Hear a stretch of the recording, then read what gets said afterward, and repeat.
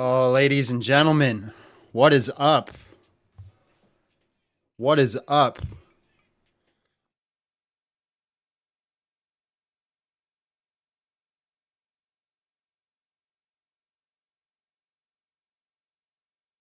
You're not a real person. Why are you galloping? What are you gish? Topic to topic, you flop. You guys couldn't hear that at all. Say what you're meaning while being concise. Still got my.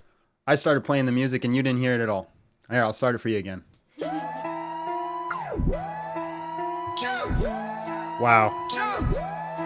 Just keep it real. Wow. Tell me how you feel. Convince me when a taco. Just keep it real. Tell me how you feel.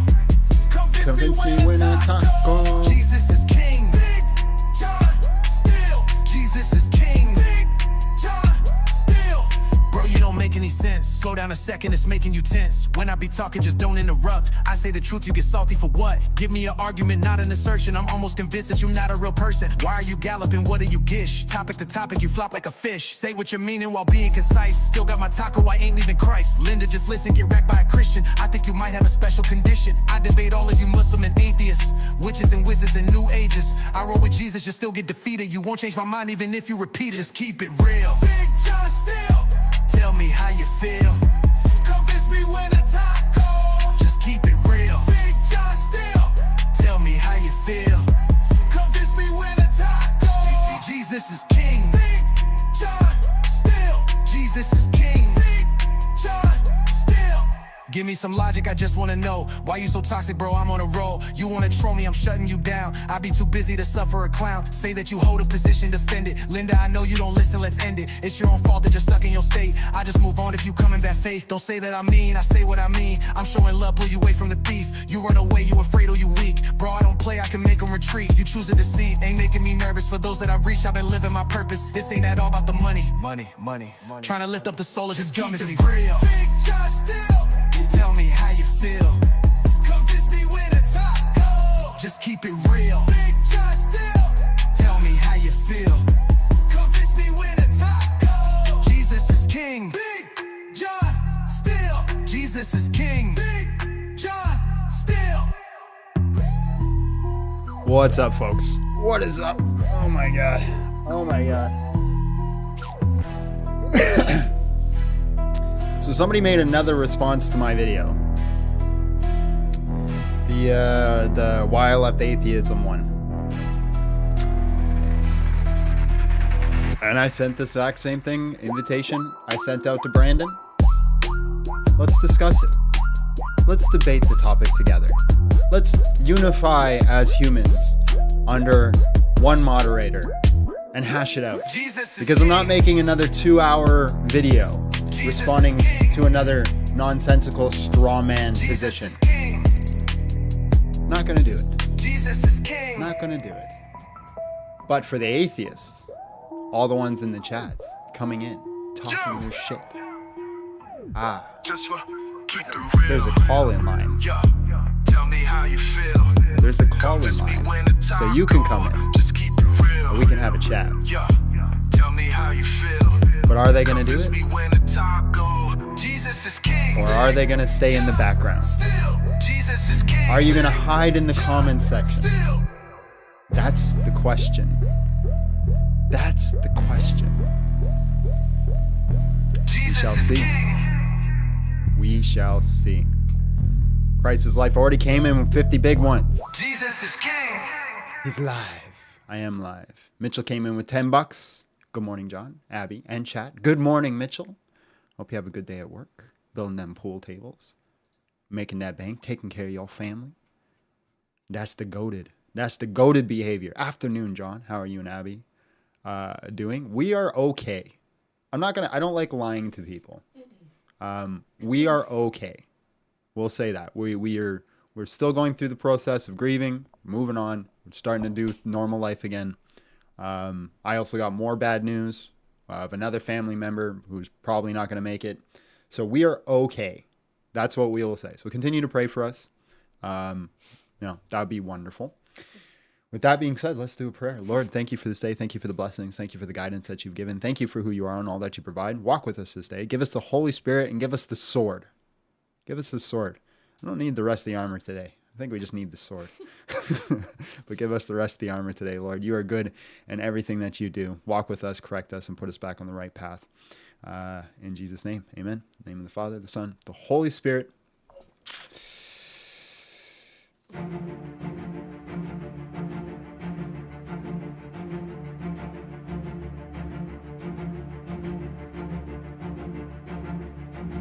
Stand fast.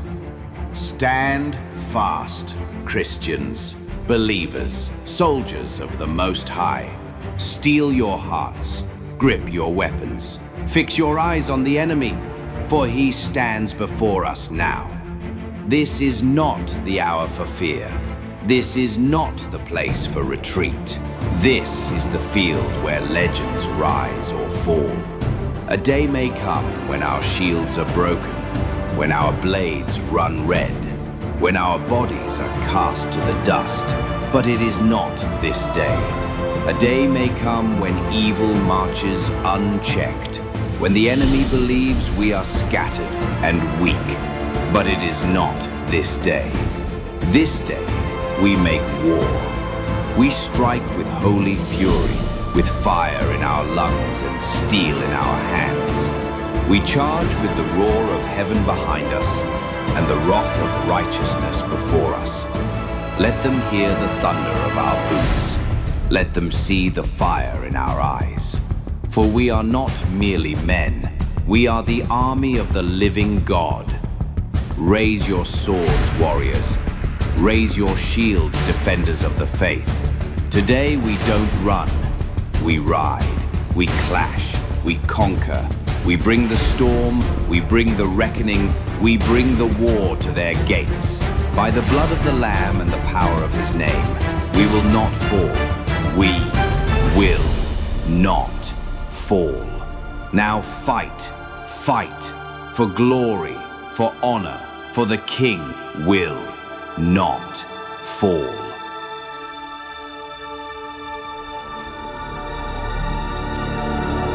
Open the floodgates. Open the floodgates. Today's topic: there's no good reason to be Muslim, no good reason to be atheist, no good reason to be New Age spiritual. Prove me wrong, win a taco. I also kind of wanted to put in there that atheism is a cult. So we're going to do that as like a side topic. Atheism is a cult. If you guys want to join, you join at tinyurl.com/BJS guest password 12345. This is the only place I'll be taking guests. So if this is where you want to join, this is where you're going to join. We are live. We are live. Make sure you're smashing the like button, sharing the live, doing all the things that you need to do. Also, if somebody would be so kind to find me a source of like music that isn't copywritten, that is like just like adrenaline pumping, would be great. That'd be awesome. Does Abby think the AI speech is cringe? She does.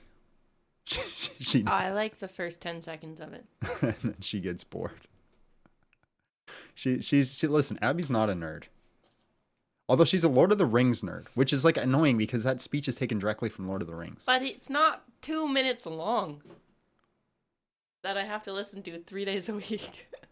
Oh wow, 6 minutes. 6 minutes, 3 days a week. Oh, 6 minutes total a week. Oh no. Oh wow. 6 minutes of this thing. You have to look at my stupid face every day. You don't get sick of that. That doesn't get old. Yeah.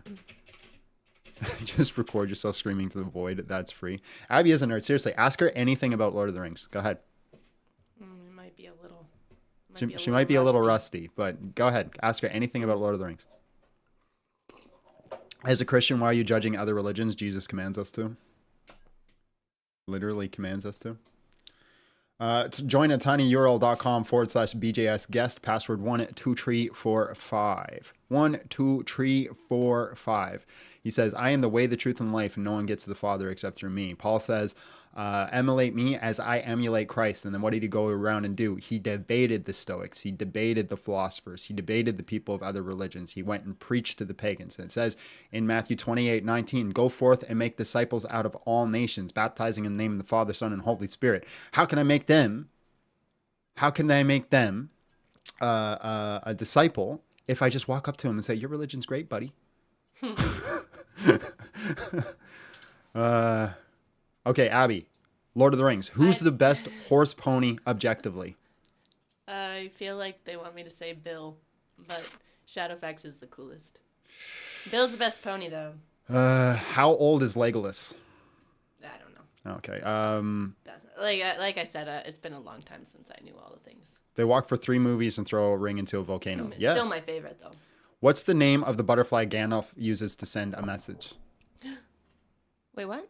The butterfly that he uses to send a message when he's on top of the tower. I don't know. You're letting me down here. I never said I knew everything, and I don't You- really want to do trivia right now. I'm gonna make her do it now. Christ's Life came in with $10. Says, if I hear one more atheist say God says don't judge anything at all and love thy neighbor means love thy neighbor's religion, I can't say that here. You could say it. What are you gonna do? What are you gonna do? People are getting mad. It's a moth. Get it right. Get it right. It's a moth. Mitchell said he made something. Good to see you're still a poo-poo head and Abby the gotel. Good to see you both. Low TR question for Akby, what's the name of the biggest dragon that ever lived? This is telling a lot because your fans are way bigger nerds than I am, apparently. Wow. It's my favorite. I never said I knew everything about it. It's just my favorite. Well, I quizzed you once and you answered every question I had. Well, that just shows that you're not as big of a nerd as they are. Okay, well, fine. I guess I was wrong, ladies and gentlemen. I guess I was wrong. I do know. Here's something I do know. I have a friend, and I want to bring him on one day, who can literally answer any question about MMA, and I've tested him. That's true. Like, it's crazy because I could be like, who fought on UFC 135? And he'll just tell you, like, who is the main card, who won, how they won. It's insane. It's insane. It's creepy. All right, I think we have a guest, so let's bring them in. We do not. Oh. I was ready. We do not. Guys, smash the like button, share live, do the things you need to do. You can join at tinyurl.com/BJSguest, password 12345. No good reason to be Muslim, no good reason to be atheist, no good reason to be a new age spiritual. Prove me wrong, win a taco. Win a taco. And also side topic, atheism is a cult. John refuted John. John wins a taco. Oh. Abby made me tacos the other day. They're pretty good. I did. They're pretty good. Not gonna lie. Sweet chili tacos. Yeah, they're actually Chili really beef good tacos. I'll be right back. There's one of those weird ones too, where the vegetables were more delicious than the meat for some reason. Cabbage. Yeah, well, I don't know. I don't like cabbage. Nobody likes cabbage, but like how she did it, like made the cabbage delicious. I'm a nerd and proud of it. I'm a nerd in certain things. I've been really like I'm becoming a Warhammer nerd. That's what's been happening lately on my off time. Warhammer content, like insane amount of Warhammer. I just when I took that hiatus and took a week off and you know did my thing. One of the things I did is I played through Space Marine 2 again. Oh my god, it's so good, so good.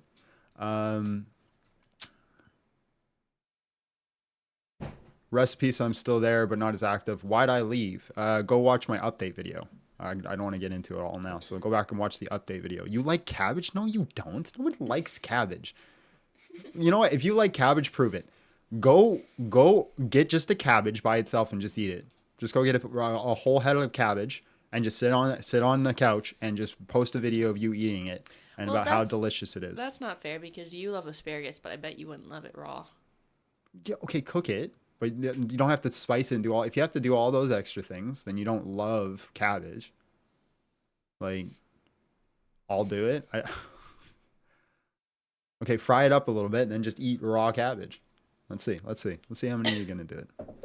What's the password? 12345. Did you not put the password in the thing? Yeah, I did. Okay. Nobody can read. Nobody knows how to read nowadays. Yosef Yahuda. Hello, how are you? And just real quick, how old are you? All right. Let me bring him in. All right. No good reason to be Muslim. No good reason to be atheist. No good reason to be a new age spiritual. Prove me wrong, win a taco. Go ahead. Oh, I'm Jewish. I'm neither one of those things. Does that matter? You know, it's not the topic today. Okay. No worries. We could talk about it. Sure. Yeah, I mean, I just, All right, no good reason to be Jewish. well, I mean, as Jews, we have a covenant with the Most High God, and we don't have a problem with Christianity or Yeah, Christian. you reject the Messiah. We don't reject the Messiah. Jews don't reject the Messiah. I don't know who's taught you that. Are you Messianic Jew? There's no such thing as that. But we don't. Yes, there is. Well, I mean, maybe that comes off too strong, but that's pretty much a recent development. There's no like the followers of Jesus would not have called themselves Messianic Jews. They would have called themselves Jews. Yeah, I'm not worried about like the title. I'm talking about like the reverent, right, of what that word means. Are you a Jew that believes in the Messiah? The only choices aren't deny Jesus or accept Jesus. Bro, why is nobody able to answer a question? I thought you'd be different. Well, what's the It's a question? simple question. What's the question so I can answer it? Do you accept Jesus as the Messiah? You're somebody who came from an atheist background, I believe, right? Where Jews are agnostic on the point. So do you accept You don't Jesus have as the to. Messiah? We're not like 2,000 years ago. We're not some small group of Jews who rejected Jesus. We're completely agnostic on the point. It has nothing to do with Judaism, whether or not Jesus or Yes, Muhammad. yeah. So Judaism is waiting for the It's Messiah like to come. That's the whole thing. That's in the prophecy of the Daniel 7, Jews right? are not waiting for a Messiah to come. I'm sorry. I don't know who tell Jews this kind of thing. People say all this kind of stuff all the time about Jews, but they never it's really not a dialogue people with that's the Jew. telling me. It's your book that tells me that. No, we're waiting on a messianic age. We're not waiting on a person. We're Really? waiting So on who's the figure that's supposed to come in Daniel 7? Say it again. In Daniel 7, who's the figure that's supposed to come? If you're not waiting for a Messiah. So I want to start by saying I'm not an expert debater, but what I'm going to say is I'm like kind of sticking to the point that I'm saying, and you're jumping over my point about the fact that we're waiting for a messianic age. That's Right, what and Jews are waiting. I'm contending it because in your book, right, in Daniel, it talks about a figure that's going to come in that messianic age. The son of Correct. the one like the Son of Man, this Messiah figure. So In the who is that? messianic age. Yes, in the messianic age. We're waiting Yep. for the messianic age. Which is now. Whoever's the king of the Jewish people at the time of that messianic age is the Messiah, Right, that's Jesus. not in that messianic age. That's Jesus. Again, don't need to disagree with that. If Jesus Well, comes if you don't back, disagree with it, then it's no need to agree or disagree with it. There will What? be a messianic age. We're and in if the Messianic Jesus, age. And if Jesus comes down in clouds of glory, it's him. But if We're it's in somebody else, we're it's in them the too. Messianic age. What'd you say? We're in the Messianic age. Oh, so then that's a fundamental disagreement because I don't believe the lion lays with the lamb. I don't believe there's peace anywhere in the world. I don't believe that the temple's been rebuilt. I don't believe any of that stuff has happened. It hasn't been brought to its full conclusion, right? But we're in the Messianic age. We're in the point where Jesus is reigning. And while he's reigning, these things are going to come to fruition. Yeah, see, the distinction is Jews, we believe that the messianic age comes, and then the figure who is there ruling is the Messiah, but the messianic age.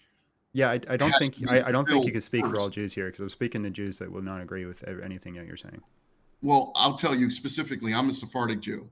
This is what we believe. This is what we believe.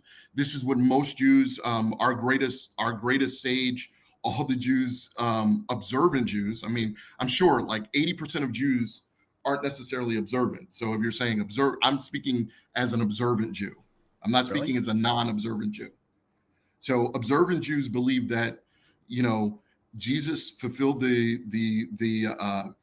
promise that through Abraham's seeds will all nations of the world be blessed. Jesus fulfilled the promise that brings Yes. non-Jews to right standing with God, Yes. takes him away from idolatry. That's what Jews believe. I mean, That's what Jesus we believe did. that. Yeah, we believe that Jesus. So then fulfilled Jesus that. is the Messiah. You don't have to be the Messiah, the Messiah at the end of days to fulfill various messianic prophecies in the Torah. Like, for example, Well, Jesus King claimed to be Hezekiah. the Messiah, so he's saying he did Well- all these things, but he also claimed to be the Messiah. So why do you accept one aspect and reject the other? again, you're doing this claim of if you have to agree with everything, Well, or that's you're what I'm rejecting no, something. that's not what I'm saying. I'm literally asking the question, why don't you Oh, agree with everything and why do you reject some things? oh, it's very simple. You know a tree by its fruit. The fruit of Christianity is Christians, and Christians teach Jews that they don't have to keep the word of God. That's all. That's automatically a failing in Okay, but Christianity. It'd be a much stronger that argument still if doesn't Christians. answer the question on why you accept certain things with Jesus and deny certain things. What do you mean? Why I accept Why are certain you things and why are you picking and choosing certain things about Jesus? we're not picking and choosing anything. You Everything is literally based are. off of the Christianity. You are. I don't know anything You're about saying that Jesus. Jesus actually came and he actually did these things and he unified people and he actually works with God. And I'm assuming you believe he actually was crucified and resurrected. So why do you accept those things, but not the part where he literally says, "I'm the Messiah"? Again, I'm completely indifferent on all of the theological things in Christianity, whether or not he's God, whether or not there's a Trinity, whether or not he rose from the You're not dead, any of answering my these sort of question. promises. Yeah, but you said I agree with all those things. I'm saying we're indifferent on those things. I mean, with God, all You things are just told possible. me Jesus did those things. Now you're saying you're indifferent with it. You're maddeningly No, inconsistent. I said exactly what I said Jesus did. He brings non-Jews to right standing with God. I didn't mean he died on the cross or was resurrected or any of that sort of stuff. There's a message for Jesus that's transformed Okay, so people's who do lives. you think Jesus is then? I believe that Jesus is the person that Christianity is based off of. No kidding. I mean, who do you think he is in standing with I God? know nothing about what Jesus is because I was not there at the time. I don't know anything about the information of him, Okay, and so I then don't how do you necessarily know he's agree not or the disagree with Messiah? any. Say it again, Then how do you know he's not the Messiah if you don't know anything because about we're him? not in the Messianic age, How do you know we're not in the Messianic age? because there's still war in the world. There's Okay, still suffering and war. show me where it says there will be no war. Well, the lion's not laying with the lamb right now. Yes, there's a time where that's going to happen. That does not Yeah, mean we're not in the Messianic that's what we age. believe as Jews is the Messianic age. That is the time when that happens. So, We don't see okay, so people here's a breaking. question. Here's a question. A lot of Jews back in the time, this is not even contested among scholarship, thought that Jesus was going to come, or the Messiah was going to come and overthrow Rome and be this conquering hero. If the Messiah was just going to come back and instantly be in the Messianic age, then how would he have to go to war? Well, you know he's the Messiah if he wins all the wars. He has to win all the wars. Right. That's why Rabbi Akiba, going to your point, Rabbi Akiba believed that Bar Kokhba was that Okay. Messiah, and he was wrong. Right. So Um, why are we Rab, not still in the process of winning the wars? Say it again. Why are we not still in the process of winning the wars? We could be in the process of winning the wars, but whoever's the king at the end is that Messiah. We don't Okay. have to have faith in the Hold on, Messiah. just think about this. The Messiah comes and starts the battles, right? You're making this assumption that should all happen in like 5 minutes, but who's to say it couldn't happen throughout thousands of years? I think you added the 5 minutes. A person could be the warrior. Look, I'm not saying I'm Jesus not adding the is 5 minutes. out of. You're saying he's not this figure because we're not in the Messianic No, I did age. not say he. Whoa, Christians believe that Jesus comes in the second coming, right? Yes. Okay, so you believe he will come back, right? Yeah. Okay, so he could be this figure when he comes back. I'm not denying that possibility, You're not. You're but not. it's just a Here's what's possibility. getting frustrating is I have no idea what you believe because you're all over the place, What do you mean you have no idea what I believe? Probably because and you you're won't not. answer a direct question. Well, what is your direct question then that Okay. I'm not Did answering? Jesus Christ resurrect from the dead? I don't know. Okay. If he did, what would that mean? Nothing. Nothing. So And the reason, a and whole let me ass man explain dies why. and resurrects from Let the me dead, and that doesn't explain mean why. anything. Let me explain why it would mean nothing. Because his followers say Jews do not have to keep the commandments. No, they don't. His followers say it is not required for Jews to keep the commandments. Now, No, they maybe you're don't. some branch of Christianity that thinks differently, but every group of Christian of the 45,000 denominations that I know of Name 100. say what? Name 100 denominations if there's 45,000. See, this sounds like debate. This sounds like This is a debate. debate channel. I got 45,000. The number 45,000 from a Christian seminary. I don't make that number up. Well, That, then in so the if I Christian was to, seminary, they if I should was have to Google explained. what AI, Hold on. If you went to a Christian seminary, they should have explained to you what the denomination is, shouldn't they? no, you don't understand. I'm telling you my source of the information. If you Right. Google with an AI right now, how many denominations of Christianity are, it will give you So what is a 45,000. denomination? Say it again. Define denomination. Well, I assume it's a group with different theological Why are principles you and okay? beliefs. You said you went to seminary. Why are you making assumptions? No, I no, should no, have no, told no. you. You're doing debate games. I didn't go to seminary. This is a debate I didn't go channel. to I didn't go to any seminary. You said you got I the never source from said it. seminary. You're doing a debate trick. I didn't say I went to seminary. I said my source was a seminary. The source of the 45,000 How is your denominations. source seminary if you didn't go to seminary? Google. I Googled it. So your source isn't seminary. Your source is Google. But then if you research where Google got its information, it got it from a Christian seminary. Which Christian seminary? I can Google it again. I Googled that so long ago, but I could Google it. You could Google it. You could see the AI. I mean, why is there a discrepancy? It doesn't about come from the a fact Christian that they're- seminary. I know where the 45,000 denomination thing came from. It comes from the World Christian Encyclopedia, written by I'm forgetting his name, Robert something. And anyways, what he went to do is he went to go categorize the amount of religions in the world. There's about 3 volumes of these books. They're very expensive books. And so he goes around and he starts to categorize how many religions in this world. He determined denomination, not based off ecclesiastical beliefs, but based off location. So Okay, if you're off- hold on. If you were a Catholic church in Kentucky and then you're a Catholic church in Los Angeles, you'd be considered 2 different denominations. I don't disagree with you there. So then what So- does the 45,000 denominations So have how to many do with anything? denominations would you say there are? It's probably like 20. Okay, so 20. So of the 20 variants, okay, that there are, eliminate the geographical point that you're talking about. My point is they're different ones, and I don't know the one that says, and by the way, it wouldn't matter because it wouldn't be the overwhelming majority. The overwhelming majority of Christians. So what? There are different viewpoints in Judaism. There's Messianic Judaism. There's the Judaism you said you are. Messianic Judaism is not a viewpoint in Judaism. There are different viewpoints in Judaism. There was also different points in Judaism during Second Temple Judaism, right? This is why you had the Pharisees and the Sadducees. You had a group that only believed in the 5 books of the Old Testament, and then you had a group that believed in all of them. So of course there's going to be different viewpoints. So if you're just going to say that Christians have different viewpoints, I don't know which one to trust. Well, Jews have different viewpoints, so I don't know which one to trust. No. My point is all of the viewpoints point to Jews not having to follow the Torah. Like you might find some fringe group somewhere. Okay, so what do you do with it when it says in Ezekiel, where it says that they will no longer need the law, or the neighbor won't go to neighbor and say follow the law because it'll be written on their hearts. Yeah, it's the same law, but it'll be in their hearts. They won't have to refer to something because everyone will be so well learned and studied that they'll know it for themselves. So then you don't need the law. That's not a problematic verse in any way. So then you don't need the law. Because you'll know it. Right. You don't need it external for yourself because you'll know it in your heart. You'll know it through study. That's no different than this is the Deuteronomy Messianic 30. age. This is what Jesus preaches, that you will no longer need any of these things because he will give you the helper, which is the Holy Spirit, and the Holy Spirit is the one that guides you and teaches you, and then you have the law in your heart. So you no longer need the Mosaic law because you have the Spirit. That is the Christian teaching. So understand how this is getting circular because you're saying, you don't need the law. You're saying you don't need the law. That's what your book says. Your book says there will become a time where you'll no longer need it. You will no longer need it as an external thing because it will be inside of you, so you'll know it which already. is the Holy Spirit.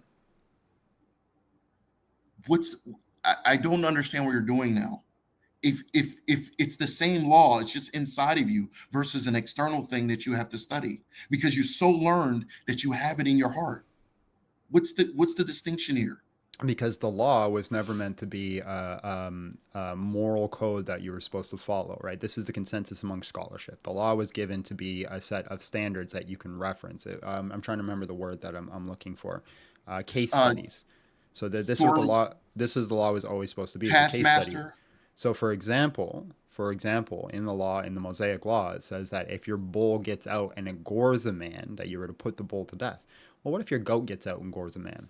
What are you supposed to do then? But so you have really talked to Jews, you said. So you know that we have an oral and a written law. Yes. No, you're not answering my question though. Yeah, I'm saying that's discussed in the oral law, the exact point you just made. You're What still does not happen when answering you're my question. Well, there's an oral law that describes that so that you know. What do you mean? That's what I'm saying to you. Answer the question, please. What is the question? I missed it then. All right, I Chad, can I move on? Because one of the things that annoys me the most is if I ask a straight up question and people refuse to answer What it. was and the just give straight one up thing. question? I'm trying to answer you, my friend. Hold on, just 1 second. I'm expending my dinner money to end this argument. I have no idea what this man is saying. He won't answer a question and knows nothing about Christianity. Please move on to someone else. You've been voted off the island, my friend, but I do appreciate you coming up. Yeah, you don't really talk to Jews, my friend. Okay, God bless. All right.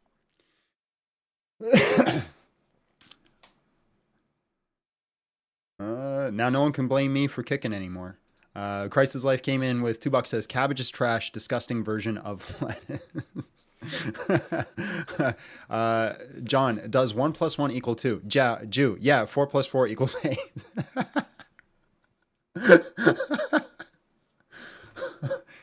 You're not wrong. Modern Brain came in $5, says don't know anything about Jesus except that he is not the Messiah. Wow, fair enough. Windy City Rosen, no good reason to be a Jew. Well, maybe we'll put that up as a topic one day. That way the Muslims don't get mad. If I have them both up, no good reason to be Muslim, no good reason to be atheist. Prove me wrong. A Jew, prove me wrong. We could do that one day.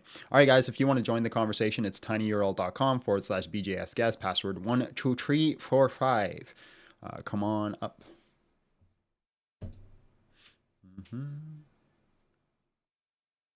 Bob, hello, how are you? And just real quick, how old are you? All right, man. Let me bring you in. All right, no good reason to be Muslim, no good reason to be atheist, no good reason to be New Age spiritual. Prove me wrong, Taco. Go ahead. I just wanted to raise a bit of a dilemma / contradiction that I have with Christianity that ultimately led me to leave the faith. I just want to get your opinion on it. It's a pretty simple argument. I'd like to keep it kind of simple, and I'll just start with one premise. So the first one being... Hold on. Before you go into, is Christianity true, which is not the topic above my head, do you concede there's no good reason to be Muslim or atheist or New Age spiritual? Do I concede that there's no reason to be Muslim? Sure. Okay. Is there a good reason to be atheist? I don't think you need a good reason to be atheist. I think you need a good reason not to be atheist. Okay, so why is atheism the default? Because believing in something, like, you start off not believing things and then you're convinced of stuff based on evidence, and until then you should remain atheist as the default. Okay, so are rocks atheists? Well, sure. Okay, so literally everything is an atheist then? Everything is an atheist until they believe in a religion or in a god, I would suspect. Okay, so then there's no good reason to be agnostic in your viewpoint? What's the difference between agnostic and atheist? I'm not sure. Atheism is a claim that there is no God. Agnosticism is the viewpoint that you do not know, or it cannot be known. Oh, okay, then I guess I was speaking for agnosticism instead of atheism. I interpret atheism as just not believing, the same way you just described agnosticism. Then why not just call it agnosticism? Okay, well then, to go back to your question about atheism, there probably is not a good reason to claim there isn't a God. Well, no, I don't really want to get into this argument, but I would state that there's more evidence against religion than there is for it, making atheism a more reasonable conclusion if you have to choose between that and believing. But anyways, yeah, So atheism is reasonable. Okay, how is it reasonable? Just before I continue, am I going to get an opportunity to return back to the first argument I wanted to make? Yeah, so this is the topic at hand, right? Okay. This is what I want to debate. So if we come to a conclusion on these topics, then I'll be more than happy to go into is Christianity true? Okay. So sorry, could you just repeat your question then? Yeah. So what's the good reason to be an atheist? I wouldn't say there is a good reason to be an atheist. I don't think there's a good reason to make any claims that are that are like 100% true in your mind without good evidence. Okay. So there's So no good reason to be atheist. atheism, no good reason to be Muslim. I agree. Okay. So what's your contention then? Sure. So first off, I it's kind of rooted in the whole um, like Christianity allows or God allows for a lot of suffering in the world. And so my question kind of starts off with God knows the future, right? Like he knows everything that's going to happen ever, right? Well, it depends, right? You can be an open theist and say that God would not know the future because it just say that God knows all truth claims and the future isn't true yet, so therefore God cannot know it. It cannot be known because it does not exist. So that's a possibility. But I don't hold to that. I'm a classical theist. I do believe God does know the future, but I'm just saying even if you create a logical contradiction, this doesn't disprove God because open theism is still an option. So open theism. Okay, so you're a classic theist. So I guess I'm not really trying to create a contradiction in the open theistic um, part you just mentioned. I guess I'm going directly against the part that you believe in. And so, Sure, okay, so if God, but real sorry, go quick, ahead. just to put a pin on that though, you said that Yeah. this is a reason that you left Christianity. Yeah. Now, if this is a reason that you left Christianity, I'm not sure why you just wouldn't adopt open theism. It doesn't feel right to kind of change the parameters of what I grew up in order to force myself to thing. You know, it made more sense for me to just I guess that was the trigger for me to reevaluate my faith, and like moving the goalpost a little bit kind of seems weird. You're still changing the parameters of what you believe in, but instead of just changing it slightly to like better understand who God is, you're just abandoning the whole thing completely. So one's more your viewpoint is a little bit more drastic. Instead of just simply saying, I have a misunderstanding of God, let me update my understanding, you said, well, I have a misunderstanding of God, let me abandon him completely. I don't think that's fair. I think the misunderstanding in God is what triggered more self-reflection. It's what triggered more of my research and what I looked into, which ultimately led. It wasn't the only thing, but it was certainly a big part of why I ultimately chose to move away from Christianity instead of modifying how I believe in Christianity. Okay, so then what are the other things? Because if this I don't want to get into the other open... things. I just want to start off with this contradiction because I'm really interested specifically in your take on it, because I've heard and I've read a lot of opinions trying to refute this potential contradiction, and I'm just curious as to your specific opinion on it. And I don't really want to move away from that until we get to it. Yeah, but you keep pushing. But if the thing is, it doesn't matter how I answer the question on that specific problem, why are we going towards it? Why do you want to answer it so bad?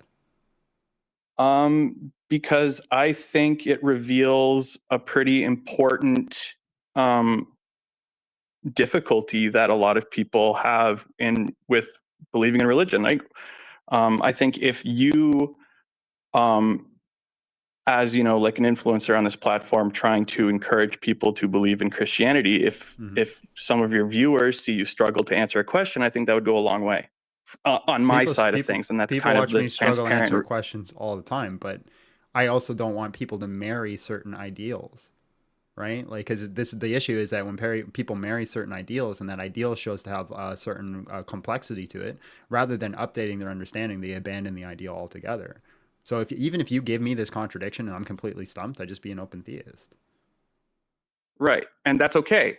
And that would change sort of how people are interacting with you on this platform, right? And if you change, how you're representing your faith as an open theist, and that's fine. I'm not trying to do anything except for hear what you have to say about this one. Yeah, I just don't understand why it's so important if it actually doesn't create any problems. It's not super important, but I'm just trying to engage in a conversation. I'm just curious. You're inviting people to ask you questions, and so that's what I'm doing. No, I'm inviting people to debate, but go ahead. We'll go into it. Okay. So the first claim, the first premise being that God knows everything, knows the future, right? And this is not the open theist claim. This is just that God knows Classical the future. theism. Yep. And God created man and humans, and many of those humans end up going to hell for eternity. Right? So so then the logic in my mind flows that God is creating people knowing ahead of time that he is dooming them to hell for all eternity. Right? And I know it's going to be based on like humans have free will, humans can make decisions, humans created sin, but God knows ahead of time which decisions they're going to make, and he ultimately knows ahead of time whether or not this person will use their free will to get to heaven or hell. So why create them in the first place if it's going to end up in a eternity of unimaginable suffering? That doesn't seem all loving to me. Okay, give me a definition of all loving. Okay. I can't give you like a firm definition of all loving, but it wouldn't include creating something that will live on earth for 80 years and then spend a eternity, billions and billions and trillions of years suffering. That doesn't feel like love. Okay, I can't, it's so hard for me to describe a definition, but like, like there's no way that those two are like similar. Like you can't love someone and send them to hell forever. Okay, so your argument is that you don't like the way it makes you feel, so therefore it's wrong? What?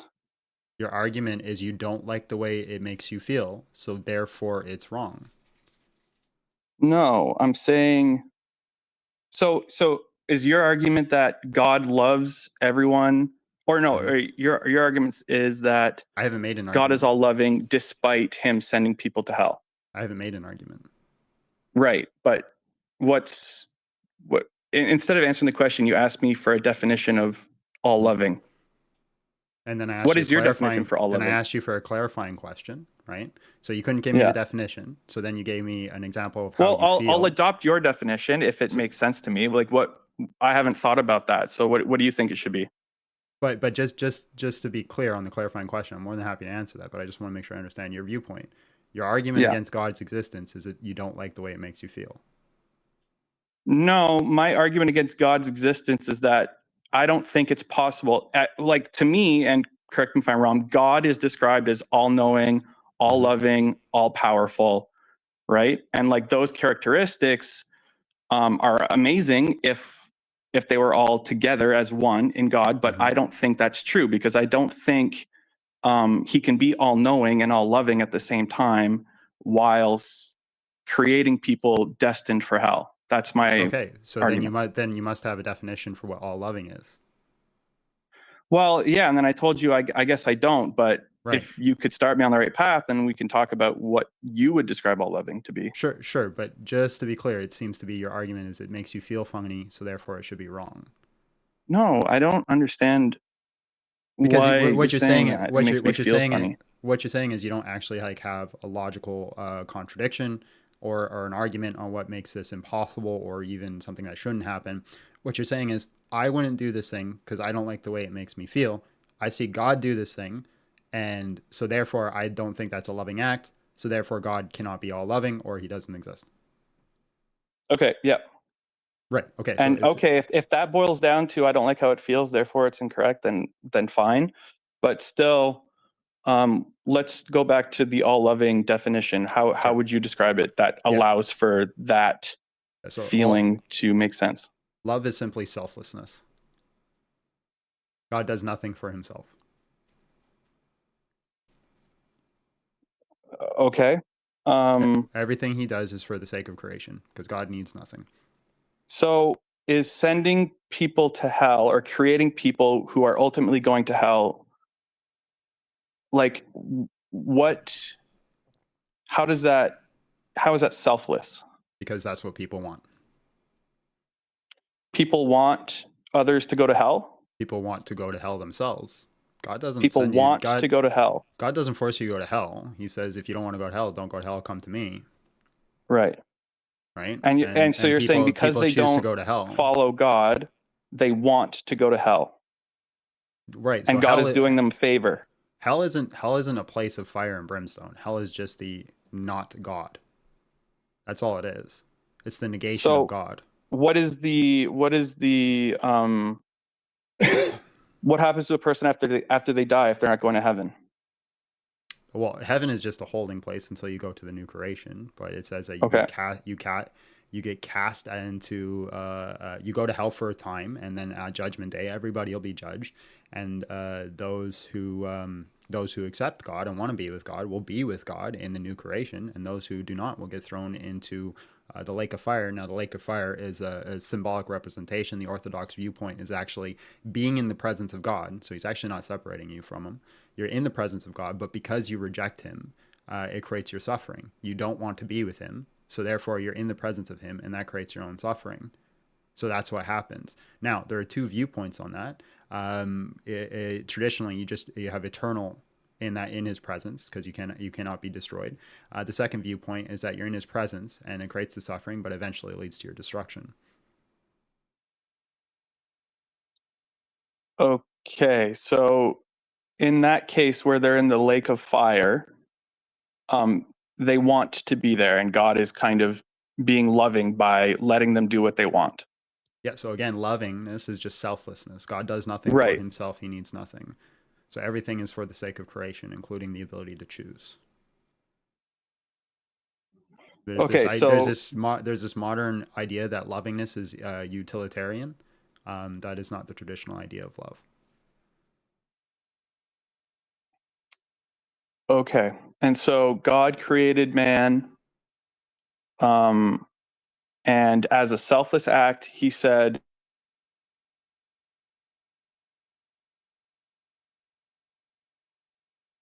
Oh, is still all loving, I lost you. fits the all loving Hold on, Bob. I lost you for a box second. for you.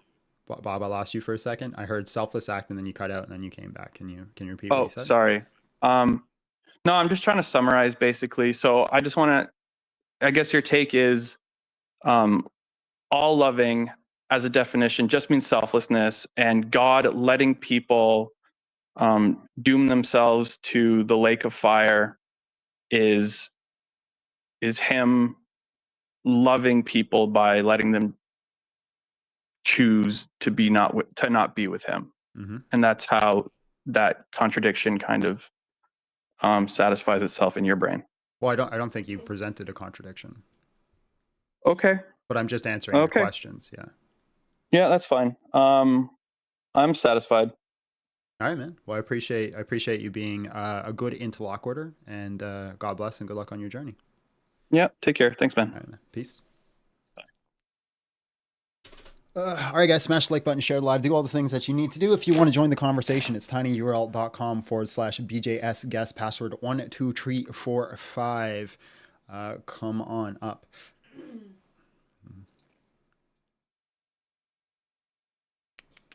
Oh, we should do some super chats. I got to get in the habit of doing that in between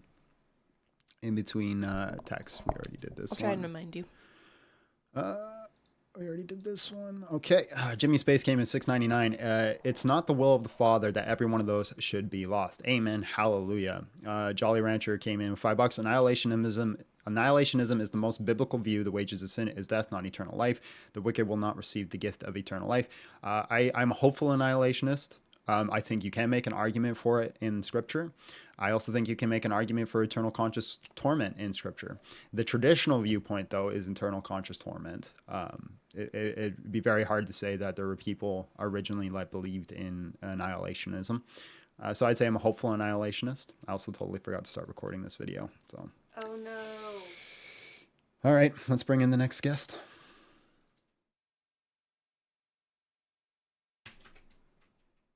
Mm-hmm.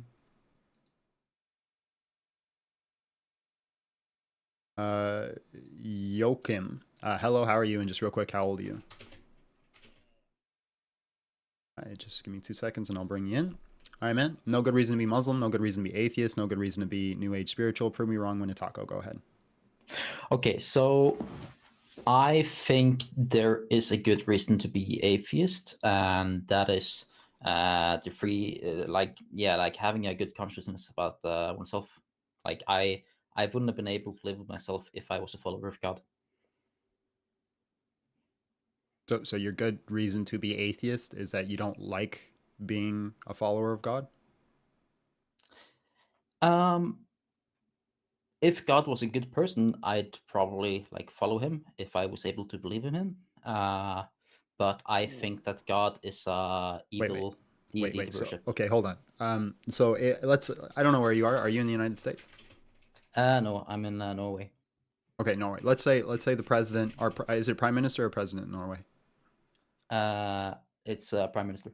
Okay, let's say the prime minister of Norway starts just being an absolute terrible person and doing horrible, horrendous war crimes. Do you all of a sudden stop believing that prime minister exists? Well, that's two different things. There's one thing about believing a person or like a God being real, and then there's another thing of like discussing theoretical God or deity, and Yeah, but you're then not answering thinking my that like question. even if you would believe that deity being real, you'd still consider him to be a bad person. So like yeah, I'm a non-believer. I am a former believer, but if I still believed in like actual God being real, then I would have chosen to not worship him Right, so and you still didn't probably. answer my question, though. Okay, can you repeat the question? If the prime minister of Norway all of a sudden starts doing horrendous, evil things, do you stop It's believing a in his false existence? analogy. It's a false analogy. Why Like is it a nobody false buys that. Come analogy? on, because we're discussing we're comparing a human and a deity. That's just like Yeah, we're false talking analogy. about two persons, right? God has personhood. The prime minister of Norway would also have personhood. Personhood has I'm certain not here to. properties. I'm not We're here to not debate talking. We're two. not talking I'm about. not We're here not about talking. to We're not discuss about two talking. We're people. not I'm here to talking about. discuss We're not about talking. We're not talking God about. and a We're not human. talking. We're not talking about ontological Yep, properties. yep, yep, yep, We're yep, not yep. talking. I can do Let me that. We can finish, do that please. Let audio. me finish, please.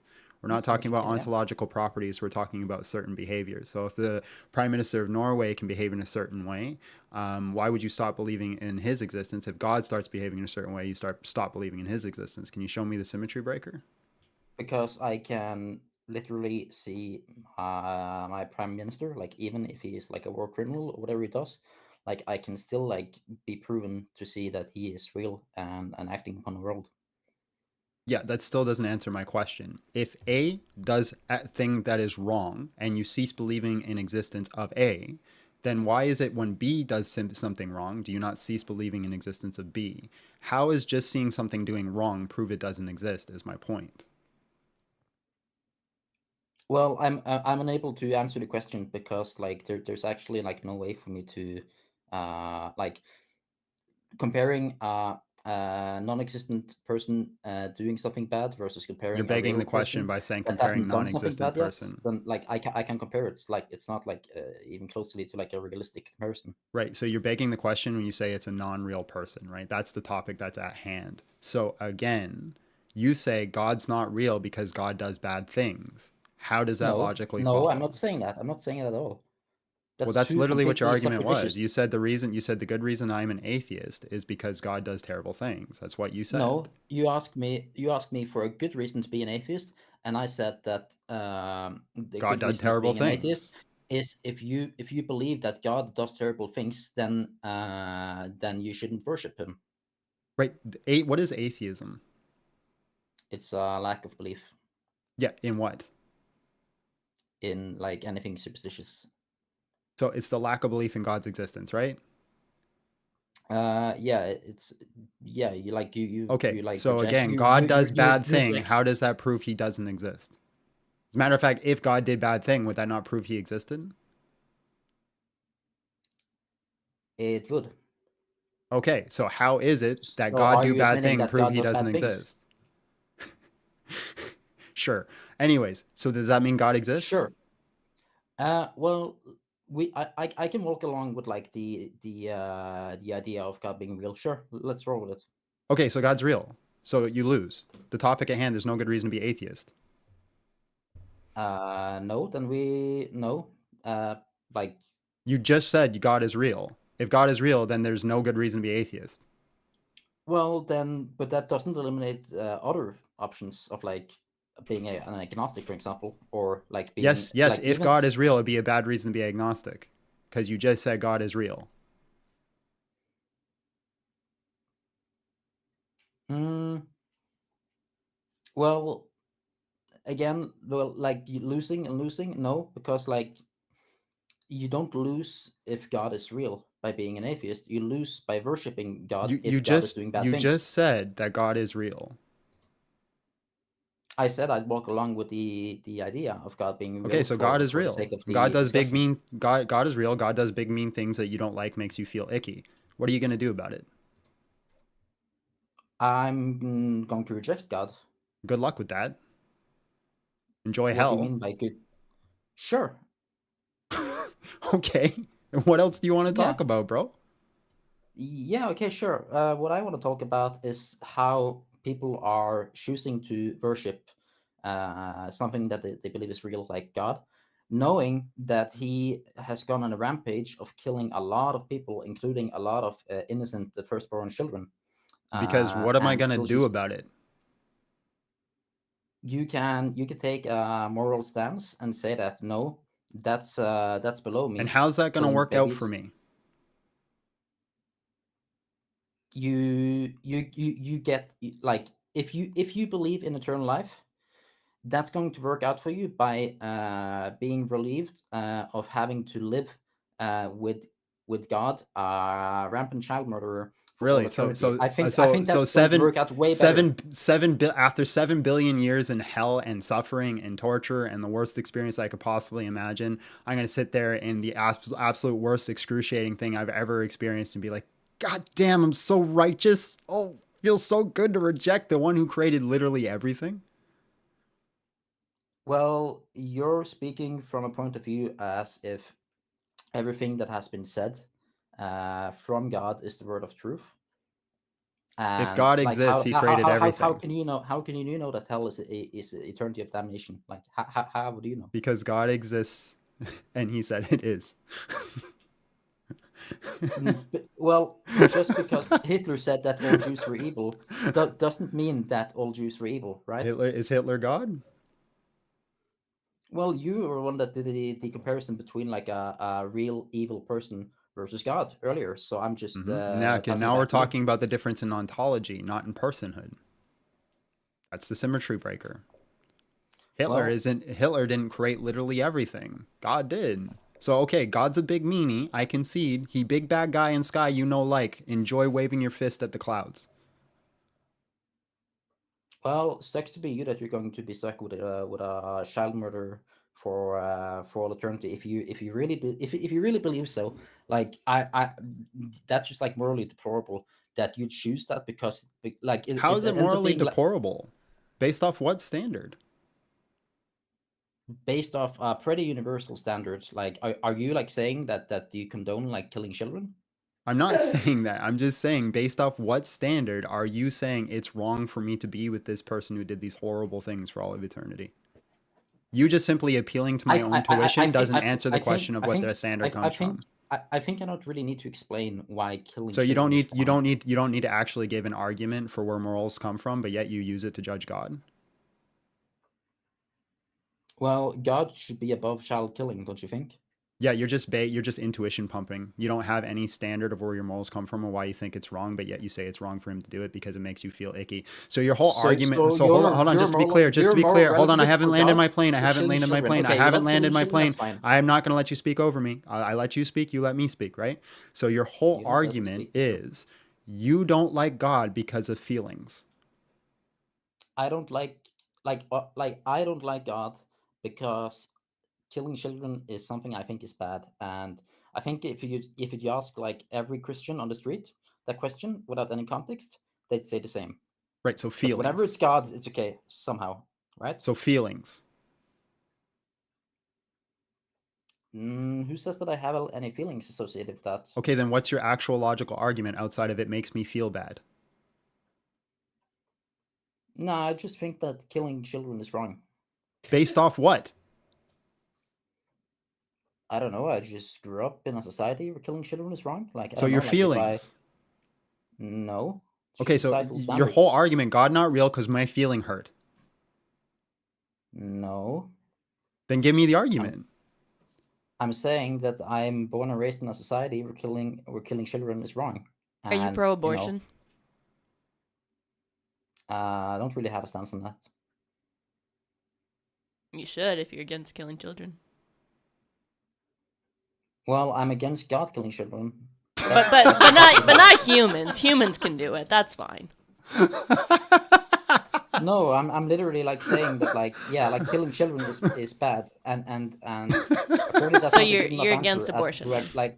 like you're saying that like, oh, killing children, oh, like seriously, is your wife just going to take over now because you're been run into corner? Just like accept that like killing He's children not is running. bad. He's It's sitting really right in not front that of hard. you. And if killing children is bad, then it's bad for God to kill children too. But supposedly like Or are you against abortion? I don't care about the topic. You should, because it's killing children. I just care about this discussion. Funny That's how part of like the discussion. suddenly like the I don't know, like the text on the screen just disappeared. Like why are we defending killing children here? Like seriously. I'm not. I'm against abortion. No, I'm I'm asking asking if you about are. God. I'm asking about God. Are you going to be consistent or no? Sorry? Are you going to be consistent? I'm here to discuss God. You're saying God's not real because he kills babies. Well, humans kill babies, so. I'm not saying that God is not real. I'm saying that I don't believe Or in he's God. bad. But He's I'm bad. but I'm saying that God is God bad. bad Kills because he children. killed babies, but angry Susan who got pregnant killed baby not bad. Sure. Like Wow. I like it. Wow. Yeah, like I don't know, like yeah, killing children is Yeah, bad. so like, humans can kill babies, that's fine. God can't kill babies, bad. No, killing children is bad. Okay, So you're against abortion. So you're against abortion. I think it's a more difficult question. Like there are circumstances where abortion can be wrong. Like I don't know. So got it. So God not real because hurt feelings, but hurt feelings only count towards God, not Susan who got pregnant by Bradley. I don't think you should take abortions for no reason. Like I think abortion is a serious problem. Yeah. Good. So can we go back to talking we about agree God abortion is a and serious killing children problem. is bad? You shouldn't. Okay, is abortion wrong? We're not discussing abortion. We're discussing God. If killing baby bad, Can you stop pushing it out from the topic? Hold on. If killing baby bad, why bad in case A but not case B? Killing children is bad. Period. Okay, so why is it We bad in agree on case this. A and not case B? Can we go back to discussing God? Are you So like abortion pushing is out wrong across the board? Can we go back to the topic about If you why I'm showing you a hole in your argument. I'm showing you a hole in your following God argument. is You're saying because- God bad because God killed baby. Is Susan bad because she killed her baby? I don't care about discussing that. I'm discussing why God is bad and he kills children. So God bad. So got it. So God bad because he killed baby, but Susan good when she killed baby. I don't care about that topic. But you I've already should, said to you because that you're killing really children mad is about bad. it. You're really mad about You it when should God stop does following it. God because you're like seriously. It's I'm sorry, like I am hitting a language barrier here, but yeah, killing children is bad. Period. I think we can both agree. Okay, on so then when Susan killed baby, Susan bad. Can you stop deflecting and go back? I'm not to deflecting. The It's called a reductio. Do you know what a reductio is? No, A reductio is reducing your worldview to an absurdity to see if you're consistent. And right now you're showing you're inconsistent. I didn't come on here to discuss abortions. You're the one that's deceiving me here. What I'm showing you is you're inconsistent because you're saying God bad one do, but Susan good one do. That's inconsistent. That's a contradiction. I think humans do mistakes all the time. I'm not asking if it's a mistake. I'm asking if it's bad. Sure. So it is wrong for people to do abortion across the board. It's wrong to do abortions across the board, sure, except for extreme exceptions, sure. Okay, so then when God killed babies, it's because of extreme exceptions. Well, I mean, if you... I mean, like, you know, killing children is bad, and killing babies is bad. But there is always a question about like going back in time and killing Hitler. Is that good? Sure. Yeah. I don't know. That's not an argument. You're saying that, and you're like strawmanning away from the fact that God Define in what the a straw Bible man is. is killing children. Define a straw man. You're a strawman.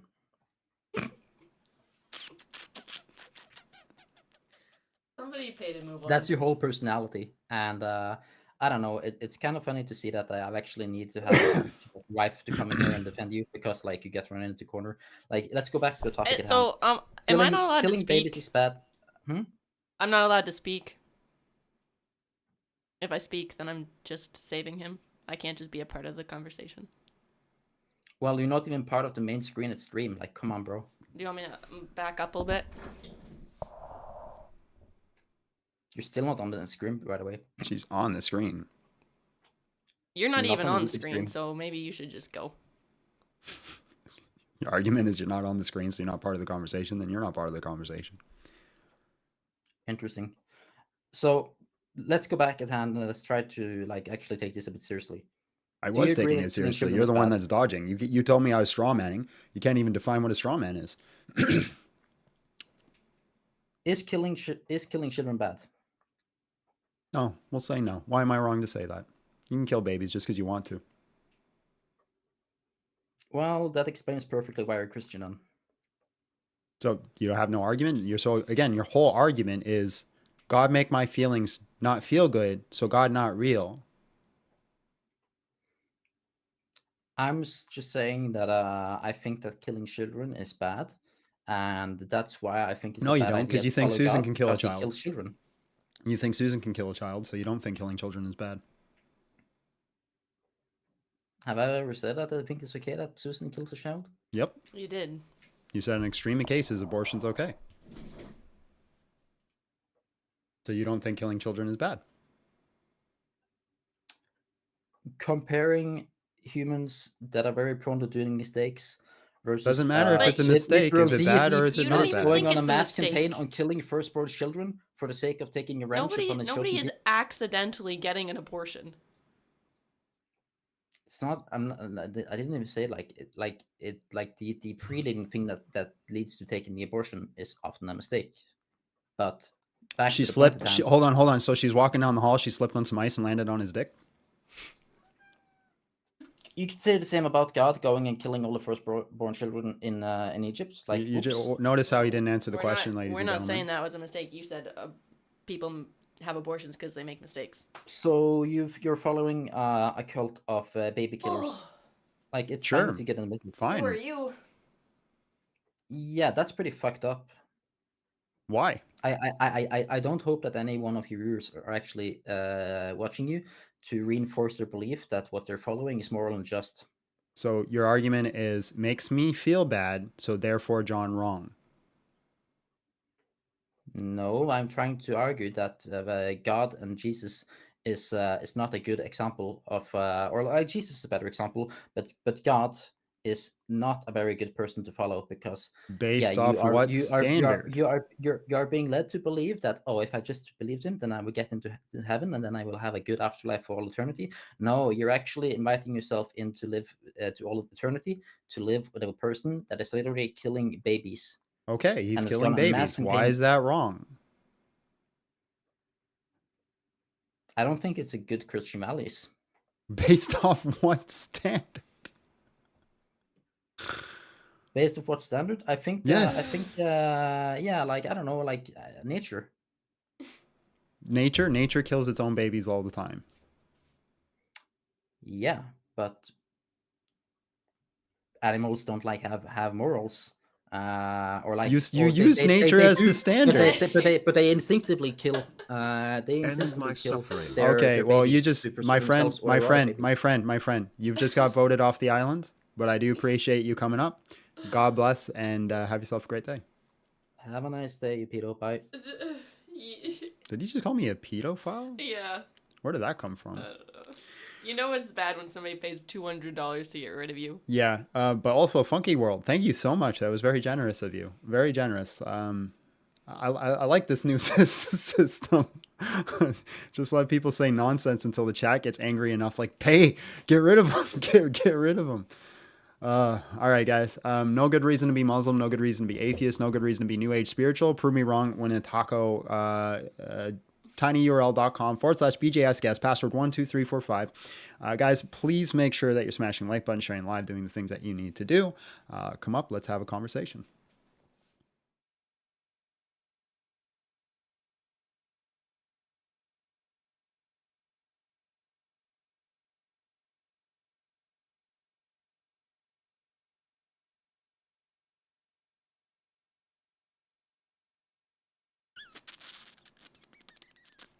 I think we got spammed again by a troll because we're going through the queue like it's Skittles. Yoltz meh. Hello, how are you? And just real quick, how old are you?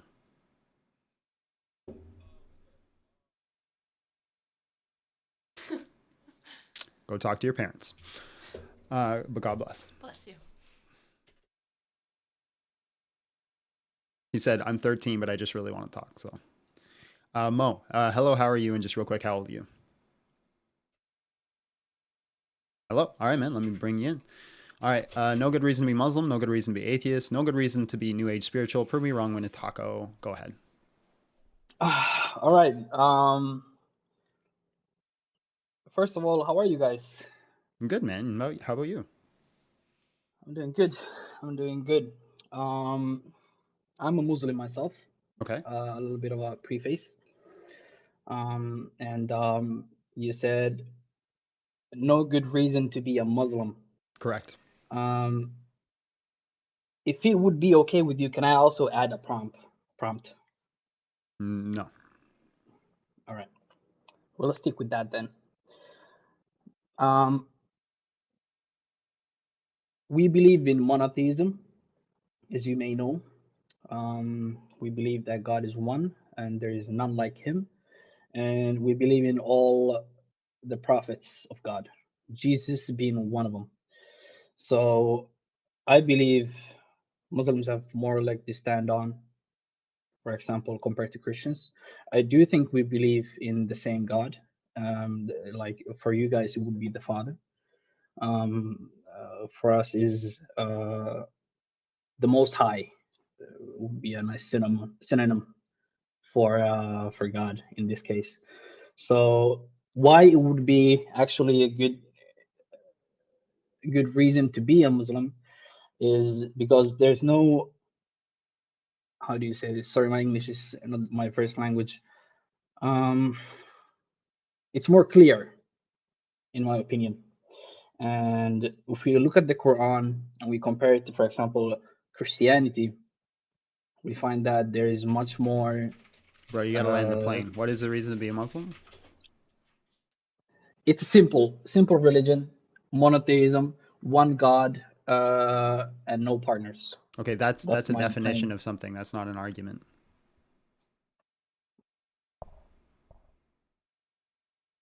What do you mean? You're just giving me the definition of what you believe. That's not an argument. Where my argument is this same claim basically as the Prophet Muhammad sallallahu alaihi wasallam. So it's exact same. So we believe being a Muslim is a continuity. Right. You're just giving me more. So I don't mean to cut you off, but you're just re-explaining what you just explained. You're just giving me the definition of what Muslims believe. Why is there a reason to believe it? There's no evidence. For what? Have you read the Quran, if I may ask? Yeah, I've read the Quran in its entirety. Okay, good. Have you read the tafsir? I've read a lot of tafsir with it. I did not read all the tafsir. There's a lot of it. And I've read a lot of hadith with it. I have not read all the hadith. There's a lot of it. I read Ibn Kathir along with the Quran. That's very impressive. That's more than usually people read. So my argument is that the claim of Islam is more strong. It's got good evidence. For example, prophecies. We believe in that there's a lot of prophecies, both in the Quran and both in the Hadith. We also believe that there's more Okay, so give me a prophecy. a prophecy. For example, one of the prophecies from the Prophet is that barefoot Bedouins will compete in building the tallest buildings. Okay, And when literally, another, hold on. So just real quick, if that's a prophecy, then when literally every culture built tall buildings, what are the odds that Muhammad would have got that right? well, let me back you up a little bit. Well, hold on, just So answer the question. If we're talking about probability and odds, let's say Muhammad just guessed, right? He guessed that barefoot Bedouins would build tall towers. When literally every single culture on Earth built tall towers, what are the odds that his guess would have been right? I'll grant you that there is many cultures around the But you're world still that not have. answering the question, though. You're saying you're Oh, granting it. I'm Just I'm coming. I'm coming to it. I'm coming okay. to it. So why this specifically is a very impressive prophecy is because 50 years ago, No, you're still not Middle answering the East question. So was. I'm gonna pull back and I'm gonna cut you off because you're trailing onto another point. I need a direct answer and then you can give an explanation for that answer.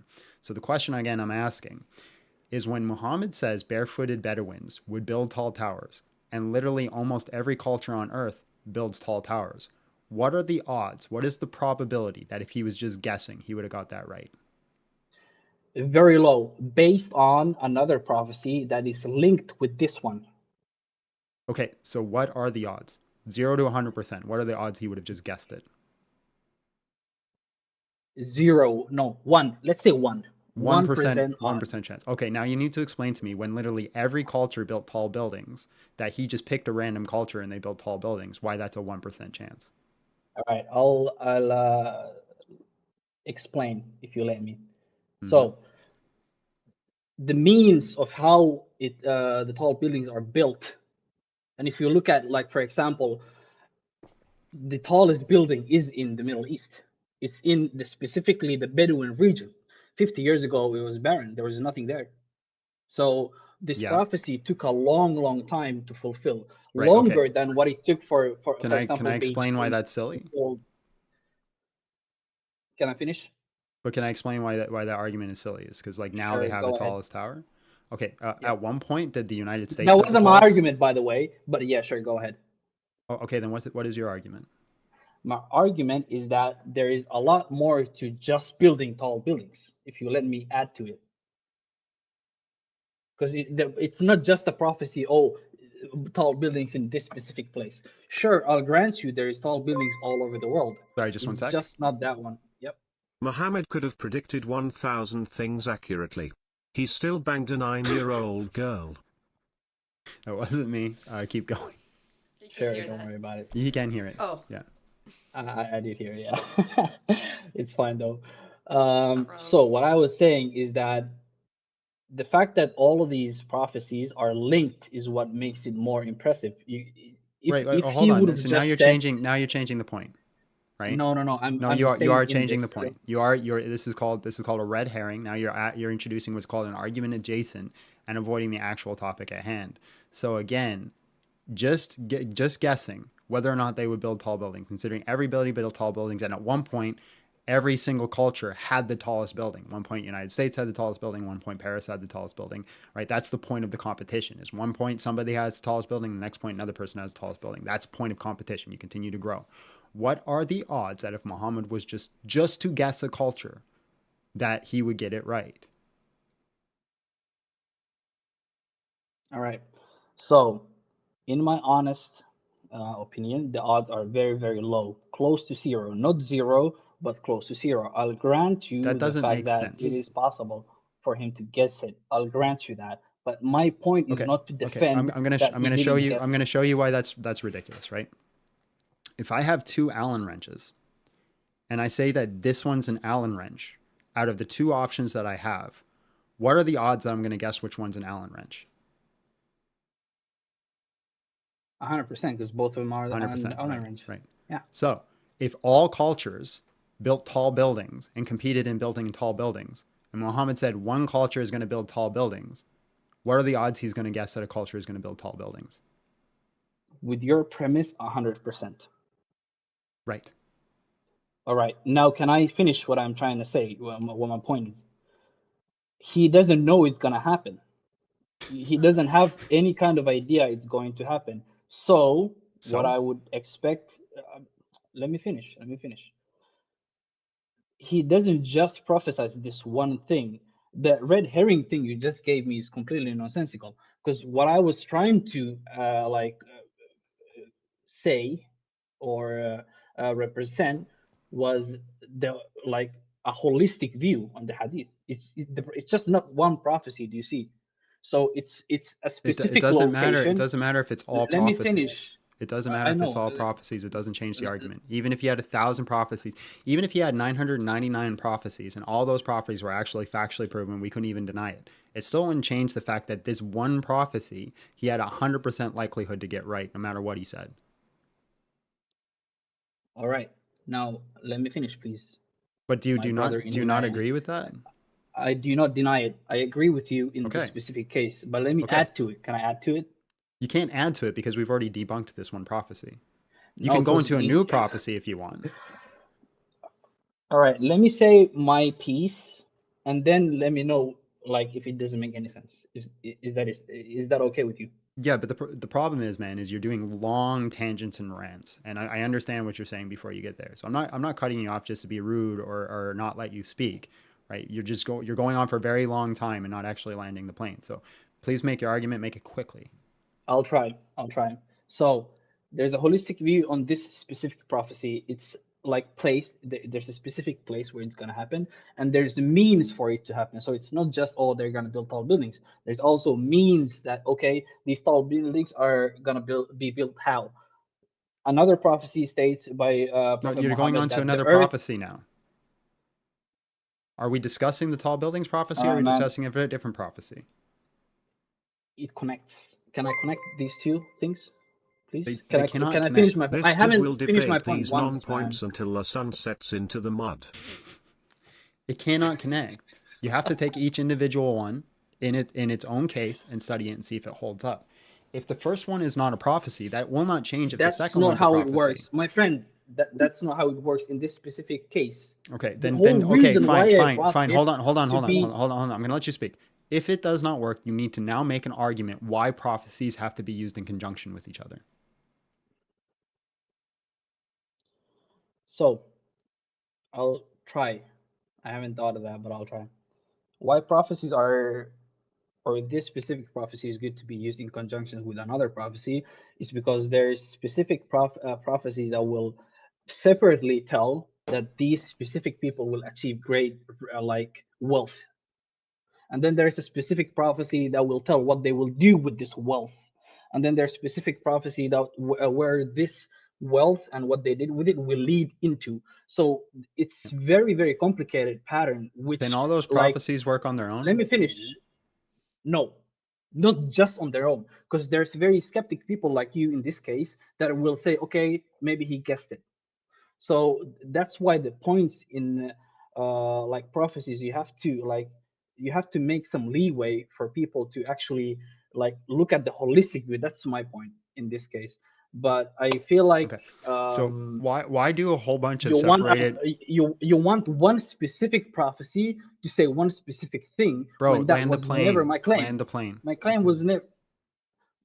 This is my claim. My claim was never to say just one prophecy and then let it like stick. Okay. That was never So my purpose. You said what's the argument, and I was giving the argument. I gave like 10% of my argument before you cut, and then you said, okay, because you let's won't stick shut with up. this one thing. You talk forever about nothing. I'm sorry, but you do. All right, I'm not trying to be rude, but you go on this big tangent that doesn't make sense, and I'm trying to ask clarifying questions. Okay, so all these prophecies have to be used in conjunction to prove the prophecies. So if Muhammad ever gave a No, singular, this specific all right, one. I appreciate. I got to move on, man, because you complain and All right, bitch man. and moan about the fact that I won't let you speak, and I literally got 4 sentences in or 4 words in. All right, man. Right? Yep. So do you think that's fair? No, you're right. Okay. So are you going to let me speak as you've been bitching and moaning about the fact that I won't let you speak? I will let you speak. Go ahead. Okay. So you're making this claim that these prophecies have to be used in conjunction with each other. So then by definition, by themselves, they do not work, right? They do work. Then you don't need to be used in conjunction with each other. It will add to it. Okay. Do they work separately or no? It feels like you just don't want to understand, so I will No, dip. it just But doesn't thank make you for your sense. time. Thank you for both of your time. Have a good one. Left on his own, ladies and gentlemen. It just doesn't make sense. Okay. Let's bring in the next guest.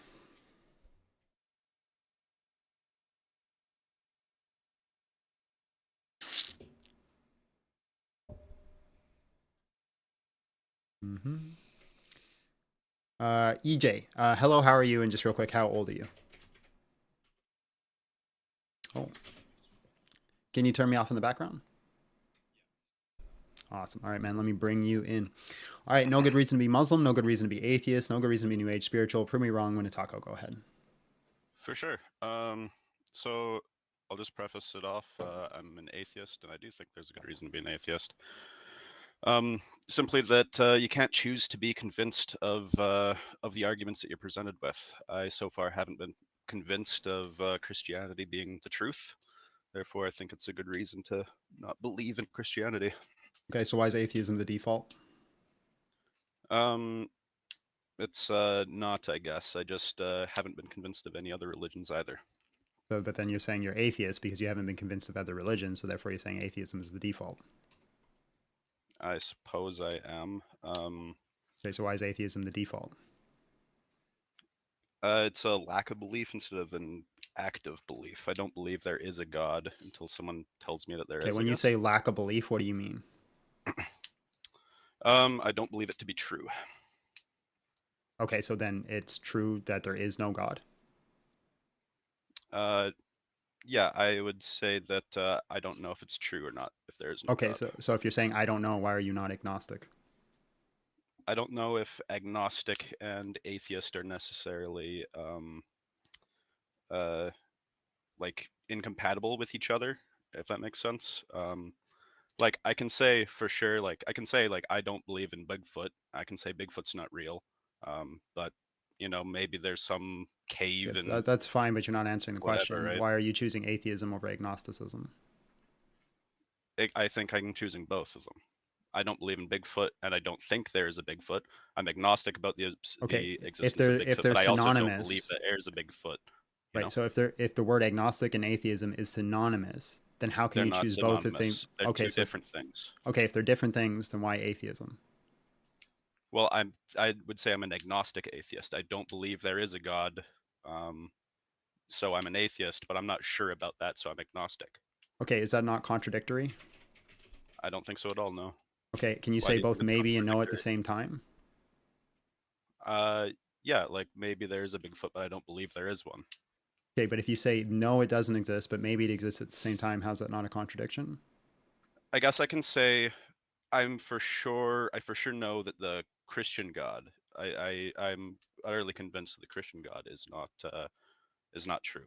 Yeah, that's not atheism Maybe then. maybe there's some sort of like esoteric some other definition of God that doesn't mean God in the way that you and I think of God when we say God, but I wouldn't call that God. So Okay, I'm not so gonna. so you can see that there's no good reason to be atheist then? I think there's a great reason to be atheist, as I'm not convinced of any existence of any God. Okay, so then why not agnosticism again? I think I'm agnostic and I'm atheist. Okay, again, so how are those not contradictory terms? I feel like we're going in circles. Right, because you haven't answered the Agnosticism question. is about a degree of certainty, and atheism is about your belief of that. Is about your statement on Okay. that belief, right? So let me just ask you So this. Does God I'm not exist? a. I don't think so. No. Okay, so that's atheism? Yes. Okay, so that's not agnosticism. So what is your argument that God doesn't exist? I haven't been convinced that he does exist. Okay, do you believe in aliens? Maybe. but probably Okay, not. so why isn't your answer no for aliens? No, I don't believe in aliens. Okay, so aliens do not exist. No. Okay, and why They is could, that? but I don't think they do. Okay, could they or don't they? Because you keep going all over the place. Which one is it? Is it maybe or is it no? I don't think so. No. Okay, so no, aliens do not exist. What is your argument for that? I haven't been convinced of their existence. Okay, so your argument that things do not exist is you haven't been convinced of them. So 1,000 years No, ago, I when think my argument for me being atheist is that I'm not convinced that God exists. okay, so what is your argument that aliens don't exist? I haven't been convinced that they exist. Okay, so you're consistently saying that I don't believe in things; they do not exist until I've been convinced they do exist, right? So you're saying things do No, I'm not not exist saying they until. don't. No, I'm not saying that they don't exist. I'm saying I don't think they do. Okay. Right? Atheism Okay, isn't so saying is that it atheism maybe is or is true. it I'm no? saying I am an atheist. Okay, right? so do you understand why I'm getting frustrated? Because you keep shifting from maybe to no. Do aliens exist? I don't think so. No, Okay, so aliens do not exist. Why don't you believe aliens exist? I haven't been convinced. I don't know. Okay, so why we're going in a circle. you're consistently saying that I am I'm not trying things to. do So not I'm trying exist. to Hold on, be. hold on, hold on. I'm clarifying. You're saying things do not exist until I've been convinced they exist. This is what you're saying. No, that's not what I'm saying. I'm saying Okay, I then don't. what are So you saying? so I would say I'm a alienist. Because I don't believe that aliens exist. But that's not. I'm not saying that that's the truth. I'm saying that's how I believe. Right? You're asking for what is a good reason to not be a theist, right? What's a good reason to be an atheist? And it's simply that I'm not convinced that there is a God. I'd be happy to. Um, and I'd love if I suddenly started believing in God. I think that would be a great thing for me. But I haven't seen it. I haven't been. Nobody has ever told me anything that has made me believe in God. So you Um, lack the belief in aliens as well? This is the claim you're yeah, making? because nobody's ever told me anything that makes me believe that there is an Okay, alien. so basically you're saying the default is it does not exist until I'm convinced it exists. Yeah, like if you told me that there's a unicorn outside my house, I wouldn't believe you I don't know why you until keep I going went to and analogies. Can you just got answer the question straight up, myself. please? I did answer pretty straight up. Okay, so I are you feel like I saying did. things do not exist until you're convinced they exist? No, that's not what I'm saying. Okay, then can you please clarify your Because position? I Because have no. it I seems like have you do not no. have a consistent position. What's inconsistent about my position?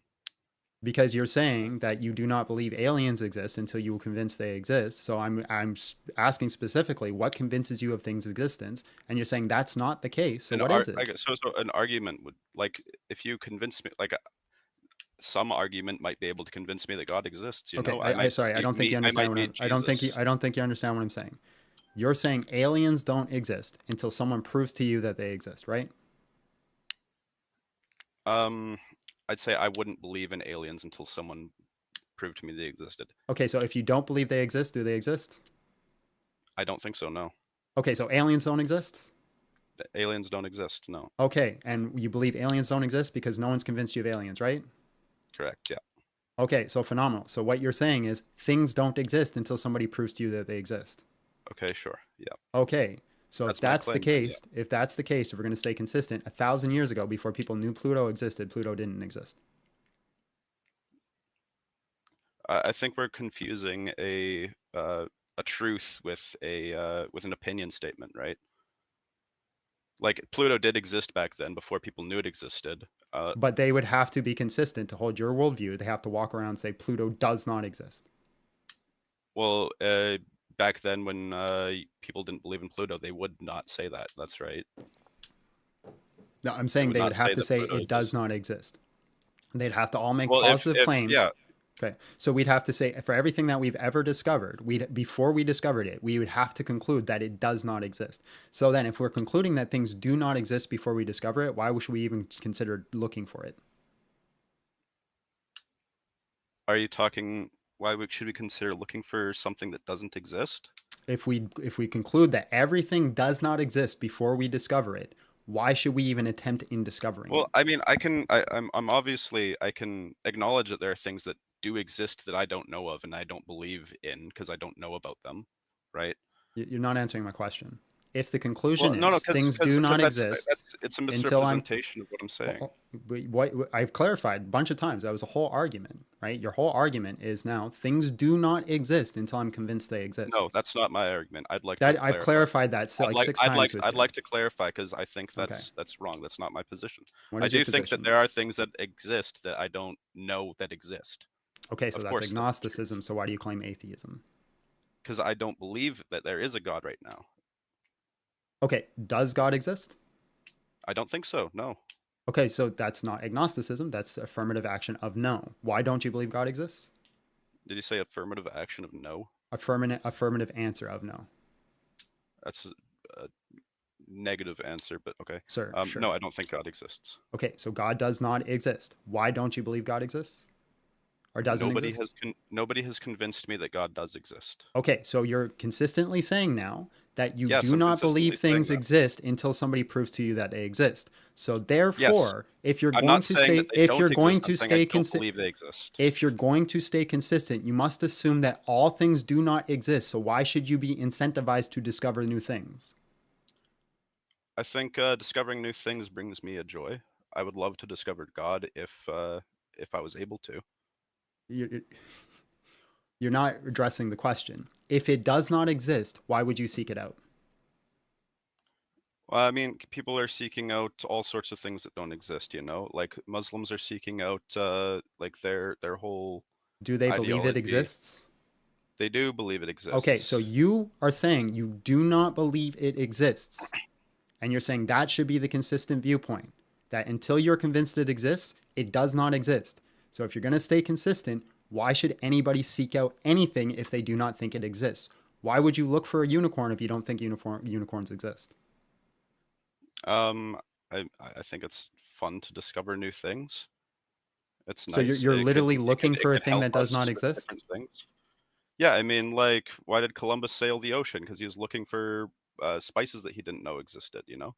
But he thought they existed. He thought they were possible and they were out there, right? So he didn't say there was no spices. He said, I don't know if they're He out there. said I'm it's going to go see. possible. Sure, yeah, he said it's possible. Right. Sure. So his case wasn't no, it was I don't know. I guess so, yeah. Okay. So are you agnostic or atheist?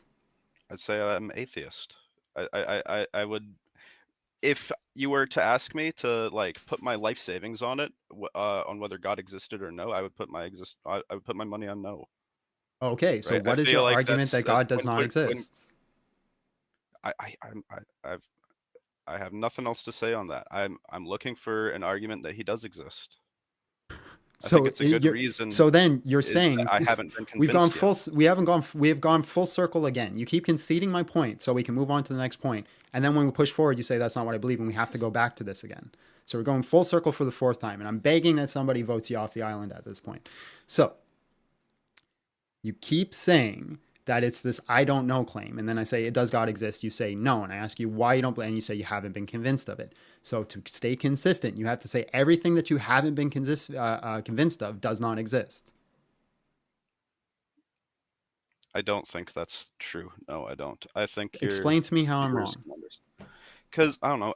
Atheism isn't saying that this is the objective truth. It's saying that this is the perception of the person who's claiming to be an atheist, you know? Like atheism is the truth claim. Agnosticism is the strength of that truth claim. Does that make sense? Yeah, so you're talking about a confidence in that claim. So what is your argument that for the claim that God does not exist? My argument is that all right, if we want to get into specifics, some arguments that I've heard from a Christian that I don't find particularly convincing, is that what you want? No. I want an argument for atheism. An argument for something that for a lack of something?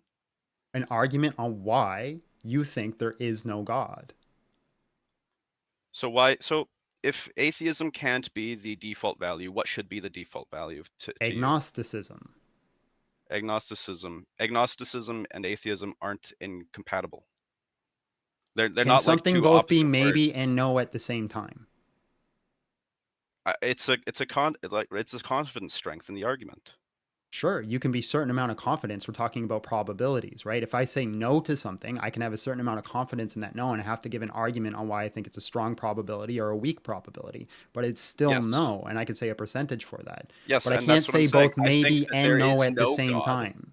Yes, I'm saying I think there is no God, and I think my probability for that claim is, mid-ranged, maybe low-ranged. Okay, That's my make an argument agnosticism for state. that. That's my agnosticism there. Make an argument for that. Why it's mid-range. Why it's like a 0.5 on why he doesn't exist. I've seen no. I've not seen it. I have not seen it in my personal life. Nobody has ever told me anything that has made me fine. believe Okay. otherwise. What is the probability of abiogenesis? Low, I'm sure. You think it's low that life came from non-life? Yeah, probably. Okay, so then why do we have life? I don't know. What Okay, what are you talking about now? So Why are you're we going talking against about that? so Abiogenesis? you're going against the scientific consensus that abiogenesis is the where life I have came not from. been convinced of abiogenesis. No, I'm asking what the probability is of it. like low, probably lower than my belief in than my probability of my belief in God. Okay, so you think it's so now you have a contradiction here. Hold on, just one sec. But why is it a contradiction? I'm going to explain in a second. Hey caller, are Sorry, you okay? jump in the call. Mentally stable? Everything well? Feeling all right? It's not me, it's the super chat, man. Okay, so you do not believe in God, but you also do not believe that life came from non-life. That's true. Yeah, Okay, so where did life come from? I don't know. Yeah, I'm not sure at all. But it either has to come, it has to come from something, right? So either comes from non-life. It would come from some other form of life. Yeah. Okay, so then you're saying life has always existed? Like it doesn't make sense to me why otherwise. Okay, if Some I form of yeah, whatever if I you want to define yeah as yeah life, okay, right? hold on just a Whatever sec. we mean by that. I lack a belief that the current guest is still talking with John. Equim. Is that a vote off? I don't know. Okay, so let's say this: if I smack someone in the face next to me, and I ask them to smack someone in the face next to them, and I say keep casting down the smacks until it gets to you, but there's an infinite amount of people between me and you. How long before you get smacked in the face? Yeah, an infinite amount of time, right? So would you ever get smacked in the face? Oh, infinite. If time goes on for infinitely, yeah. But we don't know anything about infinity. Infinity doesn't really make sense to me. Does it make sense to you? So there's an infinite amount of people between me and you. How long before you get smacked in the face? Yeah, an infinite amount of time. What's the relevance of this? So by definition, you would never get smacked in the face, right? If time is infinitely long, I guess you would. But Okay, so then there is a certain amount of time it would take to get you smacked in the face. How long is that? I mean, infinity isn't like a value, right? It's a concept. So there's an infinite amount of people between me and you. How long before you get Okay, smacked I in the don't get face? what's the reference of this. What's the point of this? You should never get smacked in the face, right? Sure, I don't know. Okay, right. So you should never get smacked in the face because there's It an infinite doesn't. amount Yeah. of people between me and you. Because there's no end to infinity, so it goes on forever. So you never get smacked in the face. If there's an infinite amount of life that goes behind you, a chain event of life that ends up to you, how long before you come into existence? Yeah, an infinite amount of time. That So then you depends don't come on into if time existence. is infinite or not, right? And I don't As know not, that I'm not answer. even talking about time. I'm talking about a chain of cause here because you say there's an infinite amount of people, right? So that means there's causal chains. So now we Yeah. have a causal chain. This has nothing to do with time. Are we talking about first cause? No, I'm not even talking about a first cause. I'm just talking about the problem Okay. of that there's always life because now we have causal chain. Yeah, I mean, there's obviously going to be some kind of first cause that I'm not that talking about a first cause. uncaused first cause. I'm I not think talking about an uncaused first cause. I think that there would be some sort of uh however you define life, that can be a uh I'm not sure. It was a kick request. It was a kick request? All right, man. I'm All sorry right, you've been voted take off care, the man. island. God bless. No, it's all right. God bless. You need to do the super chats. Yeah, I need a second after that one. I need to just take a breath and use the washroom. Abby, entertain. Time to ask all the questions. All the questions. Today's been kind of interesting. Been different than usual, so that's nice.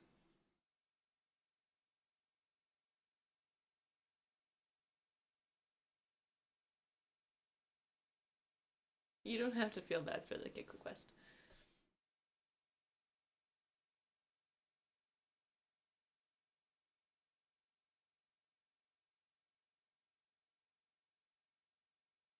I'm a little crankier than usual, so that's why I got in on that one.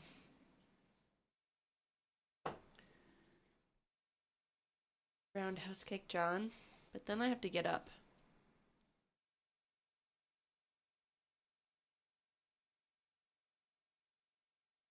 That's true. 83% of you said suns out, guns out. Maybe he should, I'll get him to flex when he comes back. We do it all for the people. 83% said suns out, guns out. So now you need to flex. I need to flex? Yeah. With your arms out. This is a better angle. There you go. I feel like they're getting smaller. I need to start lifting again. Take it off. Are you living in fornication with my wife? Yeah. What do you do with your wife?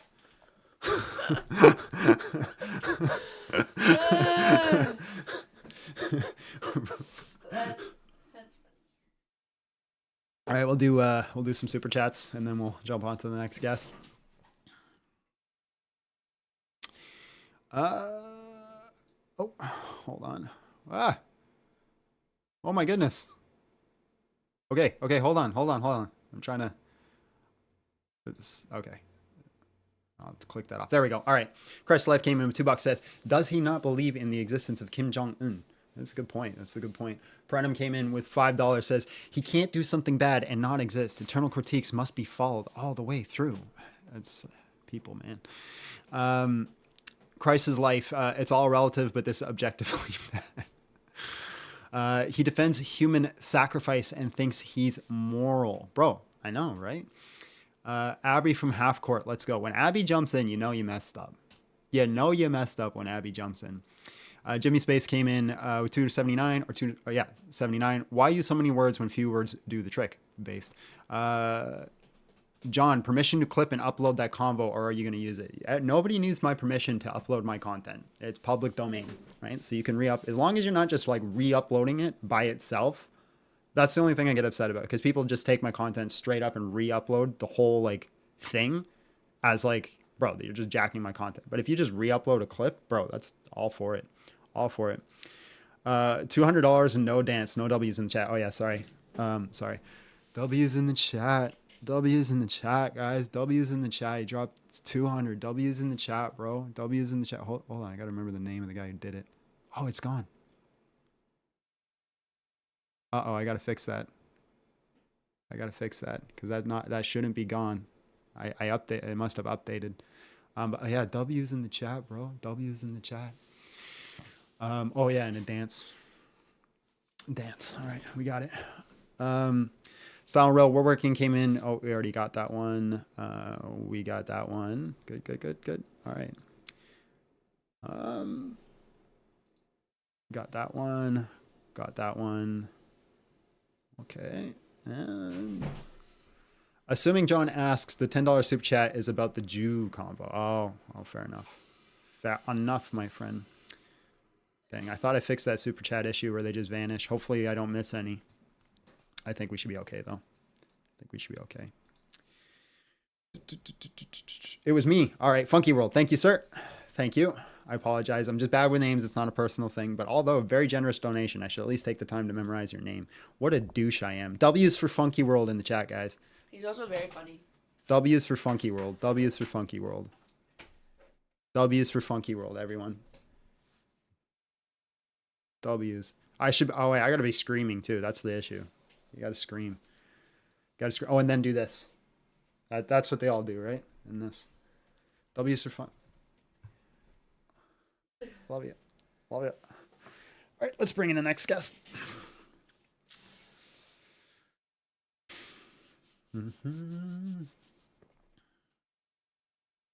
Oh, why's my chest sore? Chase, hello, how are you? And just real quick, how old are you? All right, man, let me bring you in. All right, no good reason to be Muslim, no good reason to be atheist, no good reason to be New Age spiritual. Prove me wrong, win a taco. Go ahead. All right. I've called in once before. We talked about Christian ethics, and admittedly, you cooked me pretty good with grandma sex. But incest cannot save you this time, John.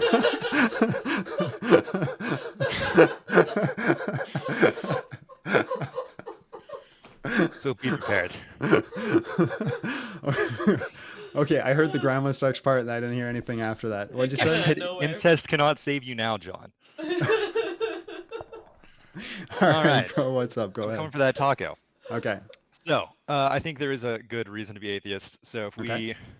define God as like the omni God, which is the only one I'm interested in, like if you just want to say that like there's some dude somewhere that's powerful enough that you consider him God somewhere in the universe and whatever. But omni God, I don't think he's real. By the way, that last conversation pained me a lot, but I don't think he's real Okay. because I think the universe as it is set up is inconsistent with what we would expect to see if such a God existed. Hold on. Can I chat? Chat. Did you see what he did? You see what he did? He's actually going to make an argument for atheism. He's going to take a stance. He's going to make an affirmative claim, and he's going to give me some sort of informal logic. Everybody who's an atheist right now, take notes. This guy's goated. All right, let's hear your argument. Thank you. Okay. I mean, well, there's a few we could go with. I think the easiest one to defend is just the good old classic problem of evil. I think that all good, all loving is included within the omni God. If if you want to say no, there could be an evil God. Like, I guess I would be more agnostic about that one. But I know you believe in the omni good God, right?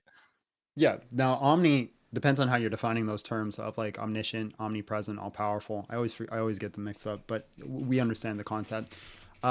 If you hold to an open theistic point of view, there is no contradiction with how we understand the problem of evil, because it could just be the very fact that God does not have the power to do X, Y, and Z, but that does not mean he's not all powerful. Hold on just a sec. Wait, he Sure. didn't say Hold it's on. just a lack of a belief. We love you, man. Somebody paid $20 to Love you compliment too, you. Chatter. So let me land the plane. I just stopped because of the super chat. Sure. So yeah, we have this idea here, and it just, the idea of all power would just be doing all things that are possible within the realms of power. The idea of all knowledge would be doing all things that are possible within the realm of knowledge, or knowing all truth claims. But even if I hold to the classical viewpoint and want to argue that, I simply have to say, what is your definition of like all loving? Gotcha. And yeah, I agree. Like, can he create a rock so big that he can't make it? That doesn't count because it needs to be logically possible. I agree with that. Well, I'm not talking about logical possibilities. I'm talking about metaphysical possibilities. Because it's logically possible that God can know the future, but it might be metaphysically impossible because the future does not exist. Oh, I see.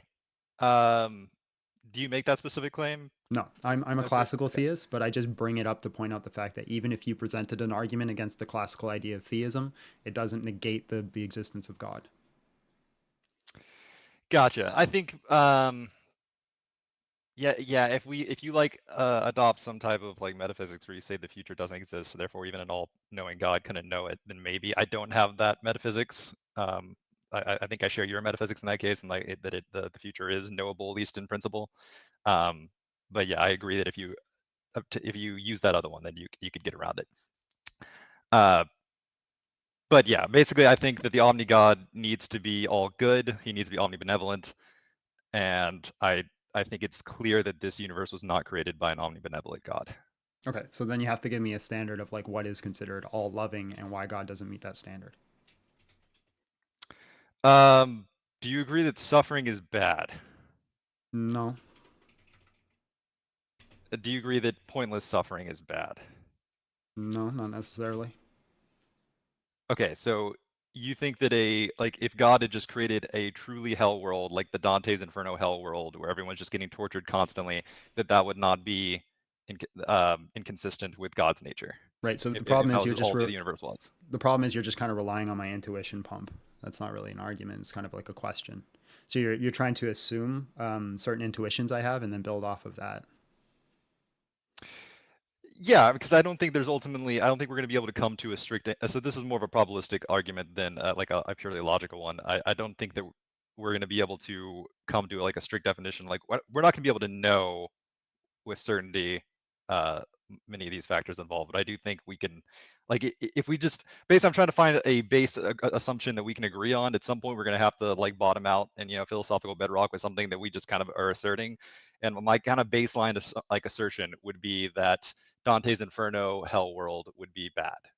Do you agree with that? If I not, would then I wouldn't enjoy it, but even that case, it still wouldn't mean the fact that God is not all loving. So, like, even if it was the case that we lived in the Dante's hell world, if God had some sort of higher purpose or reason for it, it could still be not in itself a good thing, but it could still be the fact that God is all loving because He's doing it for the sake of the creation.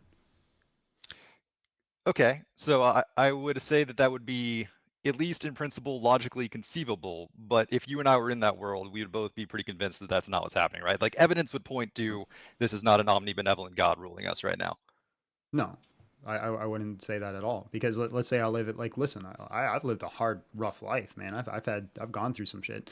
But that doesn't change the fact that God is all loving and He's doing it for the sake for me. By definition, if God has the omni property of all power, He needs nothing. So everything He does has to be for the sake of creation, which is what we call love, right? It's selflessness.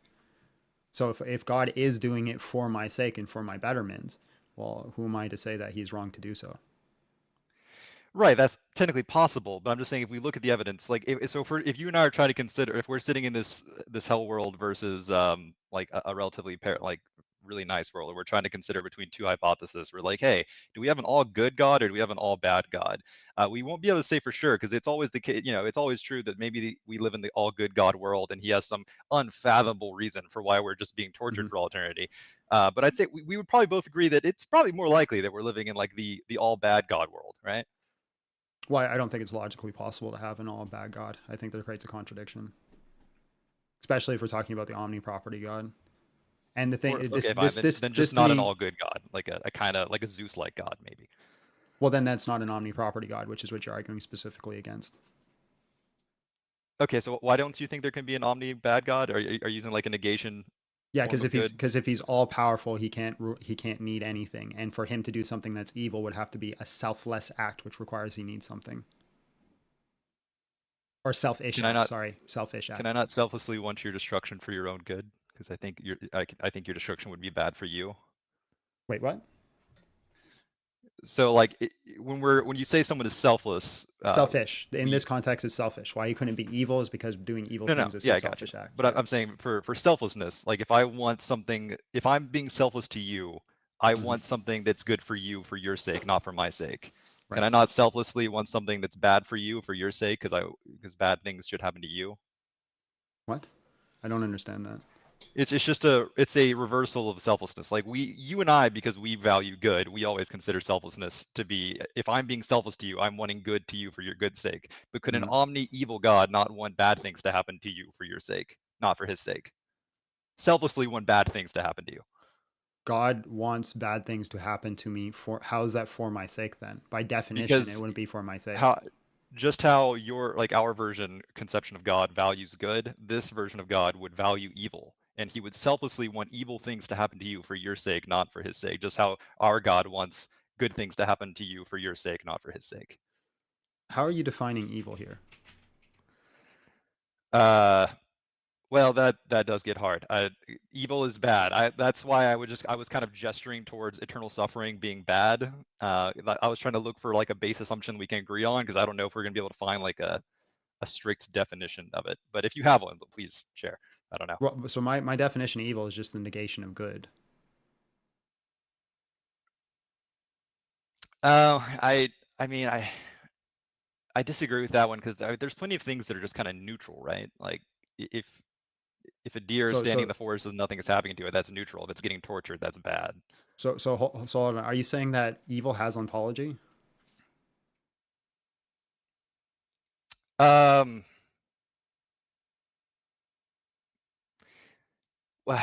well, it's tricky because I think in a world in which there's like an if then statement. If God exists, and we live in that world, it seems like Uh-huh. it does. If God doesn't exist, then neither evil nor good have a true ontology. They're just Right, and preference this states is of also human one of the minds. reasons that I find this a self-refuting argument too, is because when you bring up the problem of evil to disprove God, you say I have a standard to measure that God does not exist, but if God does not exist, then neither does that standard. Do you understand how that becomes a self-refuting argument? Well, no, it's an internal critique. I'm saying that it doesn't make sense within its own logic, and if that logic doesn't Oh, hold, then we can okay. just Well, then set it if it's aside. an eternal critique, then you need to give an eternal reason why this God wouldn't exist. Yeah, I basically my internal critique would be that the Bible and like the belief system around it seems to set up that good that good that suffering is bad. I think we can pretty easily find that like bad things are happening to people that when they're suffering. Where does Uh, the Bible specifically say that suffering is bad and it's not a good thing? Right? Very often the Bible says, "I give you suffering for your sake, for your betterment." Right? Paul makes a specific testament to this, that if somebody refuses to repent and they want to stay in their sin, is that you are to give them over to Satan for their sake, so that they may turn away from their sin. uh, because suffering is what happens when you are not in God's presence in hell, for example. Like suffering, it seems to accompany like the actual bad things that are Yeah. described So as bad in the Bible. suffering in itself, like example, if I suffer doing push-ups, is that bad? No, but that's only because it serves a greater good. If you were suffering for no greater good to come out of it, I would say yes, that would be bad. Right, but the fact that in itself suffering is not a bad thing. No, it is. It can just be if you have to suffer a little bit to get something even better, then it's good. Okay, then Like it's not good, but the overall situation becomes good. right? So the suffering that I go through while I do push-ups, is that a bad thing? Does it have an ontological Yes, the property of suffering is bad, badness? but it's worth it. Okay, so what makes the suffering bad? Suffering that just seems like an ontological symbol. Like if like it's the old classic like put your hand on, like if you don't think suffering is bad, put your hand on the stove. Like it just I have direct firsthand account experience of suffering, Well, and it is what it bad. sounds like you're saying is I don't like it. Right. Well, I mean I don't like it because it is suffering. I don't like other things because they cause suffering. Like when I don't like something, it's usually because it causes suffering. Suffering is itself the bottoming out of Okay, do you the like question we're all asking. colors? Are there some colors you don't like? I mean, there's some colors I prefer, others, sure. What Yeah. are the colors you don't like? Like I don't like that color. I mean, I guess I like yellow less than the other colors. No, but like, is there a specific color you like? I just do not like that color. You could Okay, say no. For no. the sake of Okay. argument, let's say I don't like yellow. Yeah. Okay. Oh, yeah, you don't like yellow. Does that make yellow bad? Uh, no, yellow's not bad. Okay. So again, what makes the suffering bad? Well, if yellow causes me to suffer, the suffering is bad. So you understand we're going circle. Like I don't like yellow, but it's not bad. I don't like suffering, but it is bad. Well, yeah, it's because of there's a relational connection there. Like yellow on itself doesn't cause suffering. Yellow, when mixed with my particular mind, apparently does cause Right. suffering. So that connection would I'm be not bad. saying that the yellow in itself is or sorry, let me rephrase. I'm showing you the distinction between just my feelings. I don't like it, therefore it's bad, doesn't work. If I could say I don't like yellow, and doesn't make yellow bad. And if you say I don't like suffering, well, why does suffering bad? Yeah, that's what I was trying to get at earlier. It's like the reason when I say I don't like something, it's usually because it causes suffering. Suffering itself is like the bottoming out of the ontological like Just introspection. one Like sec. if we get uh, He also granted something for the sake of argument. Praise the Lord Yahweh. I like your chat, man. It's a good crew here. But dang it, that threw me off. Where were we? Yeah, so it just kind of sounds like you're saying bad is bad because it's bad. Oh, I am saying that about suffering in the sense that, like, if I, it's kind of like the why question. Like, if I just keep asking you why, like, if you say, oh, because something, we eventually have to get to an assertion that you just have that you can't support. It bottoms out any kind of like line of inquiry we go Yeah, down. It bottoms out with some just axiom. So this but I axiom don't and think this is I think axiom. That's the thing. I don't Well, I think mean suffering is that's what I'm bad. claiming is my axiom is that suffering is bad. Because I have firsthand direct experience of it, and it feels horrible, and I don't like have another way of explaining that or describing that. Like, But the there's thing nothing is, that relies on to be explained. the problem with saying it's an axiom is that it's evidentially true, which means that we should both just evidentially see that and agree with it. I don't. You don't like so you would I mean I almost don't believe that. Like, if you would be fine with like spending the rest of eternity being tortured, you don't think that'd be bad if you were being tortured for the rest of time? I wouldn't like that. That wouldn't be my preference. But I think suffering in itself can be a good thing because it creates meaning making. Without suffering, there's no meaning making. The meaning making is good. So you could even maybe say that this bad thing is like a necessary to the actual end good of meaning. Meaning is good, but the suffering itself is not I'm good. not talking about an end property. I'm talking about the fact that those two things are, considered take up the same metaphysical space, so to speak. Right? You cannot have meaning making without the privation of good. Um, you can have wait without the privation of good. Hmm. Uh, so well, I wouldn't say so. Like if you were in a happy relationship with your girlfriend, Hmm. things were good, and they got even better by you proposing, and now you're even happier, and that would be like that proposal would be a meaningful thing. That's still that's good, right? That's meaningful, right? Is the proposal a good thing? Yeah, but the Is it proposal is all through the meaningful? pro. Sorry, yes, the proposal is meaningful, right? Even if it's Yeah, not yeah, like yeah. erasing a The bad. reason that's meaningful is because I'm privated of the goodness of a marriage. Okay. So, but like even if this is true, like let's say that let's just say this is true, and like you can only have meaningful things when you're like defeating some type of suffering in some sense. Well, That still doesn't mean that the can, suffering itself is good just because it helps you. It basically helps you to get to the actual good thing of meaning. Like for example, if I said, uh, I, some terrorist is going to unalive everyone in New York unless you unalive this person over here, maybe we just decide that we should do that to save everyone in New York. That just still yeah, I doesn't wouldn't mean do that that. like it was good that we unalive that person. That's No, just but like I still wouldn't do that, right? That's a utilitarian point of view or a consequentialism point of view. I'm not a consequentialist. I'm a virtue ethicist. uh, Now, can we just agree on something real quick? Is sure. suffering subjective? Is suffer? It depends on what you mean by that. Like it only happens in conscious minds. If you consider that to be like subjective, then yes. So But if you so mean what I subjective and mean it like it's true for me but not true for you, then no. so what I mean by is suffering subjective? Um, so for example, I was in a horrible car accident when I was a kid. I wasn't traumatized by it like at all. It didn't affect me even remotely. But I know people who are in horrible car accidents and are horribly traumatized, and it was like one of the worst experiences of their life. So Mhm. is there not a subjective experience on the qualia of suffering that has happened? I'm still not sure what you mean by subjective there. Like um, you like it is objectively true that you suffered. It is Yeah. objectively true that due to how that other person's mind is arranged differently, that they suffered more. Yep. So I'm saying But that that's just the because they have a suffering in different it, brain than you. the suffering in itself is subjective, right? Everybody's going to experience suffering differently, and some people are not going to suffer at all in other situations where people would suffer. So, for example, me and both my wife both train martial arts. We would go for like a 30-second jog, we wouldn't suffer at all. And somebody else who never trains in their life is extremely obese goes for a 30-second jog, they're going to have an extreme amount of suffering. So the 30-second jog in itself is going to give a subjective different experience of suffering to the individual.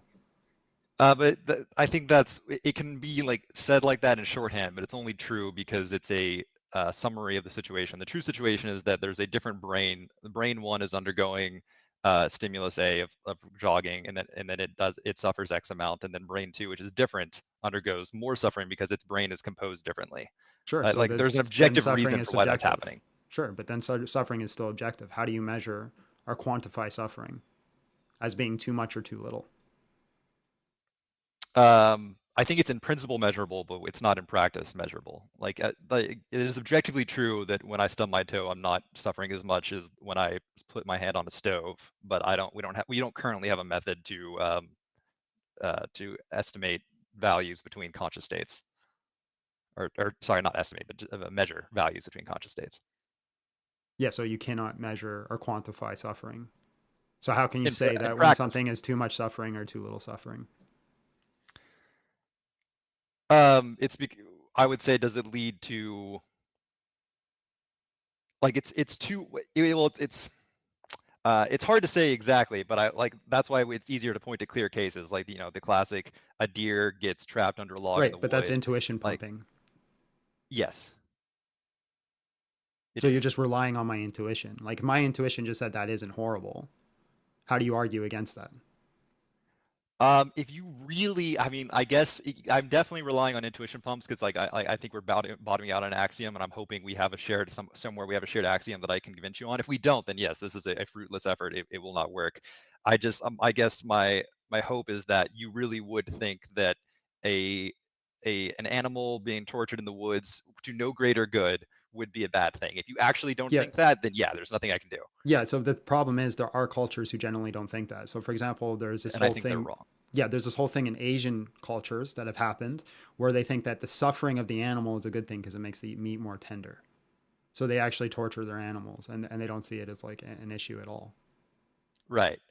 Um, that's because they value the slight increase in taste pleasure over the immense suffering of the animal, which I think But is not but cool. they don't see it as a bad thing Right. at all. Like they don't see animals having the same value. They don't see that they're doing anything evil or horrible. We Yeah. do. So I'm saying simply relying on my intuition is problematic because if you talk to one of those people from one of those cultures, their intuition is not going to line up with yours.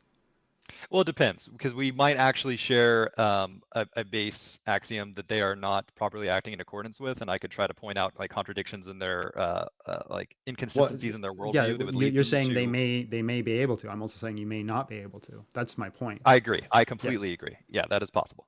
Yeah. It is So possible that we truly don't share a base axiom, but I guess my suspicion is that we truly do. That suffering is in some sense bad. Like that's I mean that's kind of like why hell no, is considered like the ultimate. Um, hell is suffering is because you're being right. privated from the ultimate source of good. Right? If all you have is the privation and you don't have good, then yeah, that's not a good thing because they must be it must come with its meaning making. Now God is that goodness. If you private yourself from the goodness, you're going to suffer. It's just that's what I'm saying. They share the same ontology. But not always. Like sometimes I'm not doing things that are meaningful, and I'm also not suffering. And but What? sometimes You're still like participating in God's goodness because God still exists and maintains you.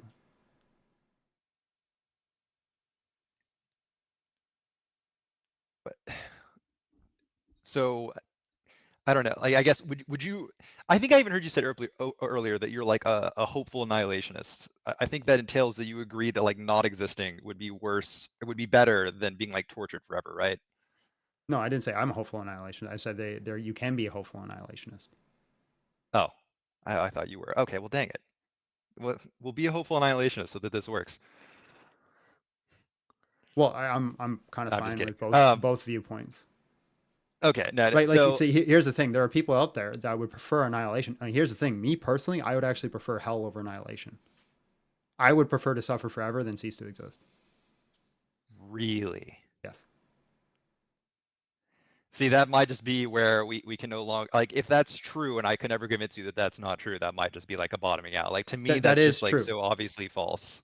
That is true. Um, I'm not even I'm like and I'm not even alone with this, right? Like Christians in the chat or atheists in the chat, I don't know. I've asked before, do you share my viewpoint or do you not? And I know a lot of people don't share my viewpoint, but that's the problem with basing this like it's intuitionally true or it's axiomatic. That's not the case. There are a lot of people who would rather suffer than cease to exist. yeah, I guess what I don't really believe them in the sense that like after a couple Google years, I bet they would change their mind real quick of like having their skin filleted. Like Well, I that's not just what I don't hell know. I just is. don't like I believe I don't think they're lying, but I think that they're incorrectly introspecting and would soon realize that they don't like this deal if it Yeah, actually but happened. that's not what hell is. Hell isn't demons skinning you. That's not the case. Yeah, sure, but I just mean a theoretical hell just because we're talking about like whether or not suffering is bad if it doesn't lead to greater meaning. And I think Yeah, suffering is bad when it doesn't lead to greater meaning. I'm talking about like just the concept of just like being separated from God and having that suffering. I'd rather have that than not have existence. But if you're talking about like I don't know, do you I'm gonna nerd out a little bit. Do you listen to Warhammer or touch Warhammer at all? I know, not really, but I do know of it. So Okay, if so you did make a there's these reference, I like, might get it. if you're talking about the level of suffering that the Dark Eldar give to people, probably not. I'm not. I wouldn't go. I'd rather cease to exist than go down that path. Okay. Okay. Cool. All right. So we can work with that. So if that's the case, so do you agree that suffering, if it's not creating greater meaning in that sense, is bad? If suffering is not creating greater meaning, it's bad. Yeah, I already conceded that. That's why I said that's what Okay. makes hell bad, is because you're being negated from the goodness. Okay. So suffering is bad. It's just that suffering can often be used in service to an actual good. No, what I'm saying is they go hand in hand. It's part of the same ontology, right? If you have goodness, then you also have the privation of goodness, and that is what suffering is. I guess Right? I would challenge this Just because like we. light and darkness go hand in hand. If I have light, right, it exists, I can see it. It has an ontological property. If light leaves, then I have darkness. If there's an absence of light, there is darkness. So you cannot have light without dark. You cannot have dark without light. I guess I think this is in principle not true because we can just imagine a world where you have no goodness in your life, but you're not being like Eldar tortured. Like I Yeah. don't think there's I So think there's a again, difference between just lack of good you're and talking about the measurement of suffering, and how does one quantify when suffering is too much? How does one quantify when darkness is too much? too much for what? Exactly. Because you're talking about the dark Right. Eldar level of pain, right? How do you quantify suffering? I'm talking about my Oh, preference. okay. Well, then I would. Maybe there's somebody out there who would prefer a dark Eldar level of pain rather than ceasing to exist. I think there's someone who would say that. I don't think there's someone that would actually prove true for. But But so that's just assuming that your to own answer your question, intuition is correct. true that for sure. Yeah. To answer your question, uh, for an omnibenevolent God, I don't think would be logically allowed to create any suffering if it doesn't help attain some greater good. And so the amount there is any at all, Well, any meaningless suffering. I don't think If they're also suffering, all powerful, if they're also all powerful. right? So I don't think suffering is created. I think it's a necessary consequence of goodness. So you think if I just if I took away all goodness from you right now, you would That would be automatically suffering. just be like being tortured, Eldar tortured. Well, That I just don't. happens. Well, no, I wouldn't say. Again, it's a different type of torture, right? But the problem with the Eldar torture is that you're participating in the goodness. That's what makes it bad. That's what makes it like something I would not want to participate in, because you have the goodness and then you're constantly being privated of that. And I think that would be worse. But when we're talking about this ultimate like aspect of like hell is the privation of it completely. You're separated from it. All right. So to narrow down the actual experience of suffering, like to me, it's just clear that suffering is like this positive, not positive as in good, but positive as like substantial thing that it's a new thing that happens to your consciousness. If you just like think about what's happening in your mind, your consciousness, it's not nothing. It's not just like goodness. It's not like senses of pleasure or joy going down. It's this other sensation coming up and being amplified, like the sense of being tortured, like how you feel when your skin is being flayed, is this Right. But thing that that's just positively being added to your mental experience, right? in the words that you just said, you're already talking about a privation. My skin is not designed to be flayed. Okay, well, if I just activate the neurons, the same neurons that would activate if your skin were being flayed. Yeah, those neurons are not designed to be activated without a purpose or a reason. So the reason that I have those neurons is that when my skin is being cut, it's a warning signal that damage is happening to my body and I need to do something about it. Those Sure, but signals it's are not a not privation. it's not, yeah, it's a privation. My goodness, the goodness of my body, and it's intact. When I wreck that or hurt that, I'm being privated of that goodness. And then my brain has a system being implemented inside of me to tell me that that privation is happening. But those two things are not identical because I can take other like so the idea is like your body is, well, I don't want to use the word perfect, but like the homeostasis of your body is this good thing, and if you move away from that, that's bad and causes suffering. I would say those two things can't be identical because not all moves away from homeostasis cause pain. Like things can happen badly to your body that moves away from God Right, but design and don't you're the cause one. suffering. I'm not the one that's making pain synonymous with badness. You're the one. Yeah, So that's a problem yeah, for you, not for me. No, but I'm trying to show that it's not privation. I'm saying this is something that is like that's added to your conscious experience that was not there before, which is bad. It's not just like goodness leaving; it's bad entering. It's suffering is like is a thing. It's not just a lack of goodness. Suffering is a thing. It's a thing that appears in your consciousness that you can you can point to. You can say, "Oh, that hurts. That sucks." It's not just that I'm feeling less good. It's this new great ouch thing. I don't understand what you're saying. Um, Like if you're just simply saying something happens, that there's a causal effect in my brain, I'm not too sure how that gets to a conclusion that it's adding a new thing. There's going to be a causal effect when you cut my skin too. My blood cells are going to, my white blood cells are going to activate, red blood cells are going to activate and start doing extra things as well.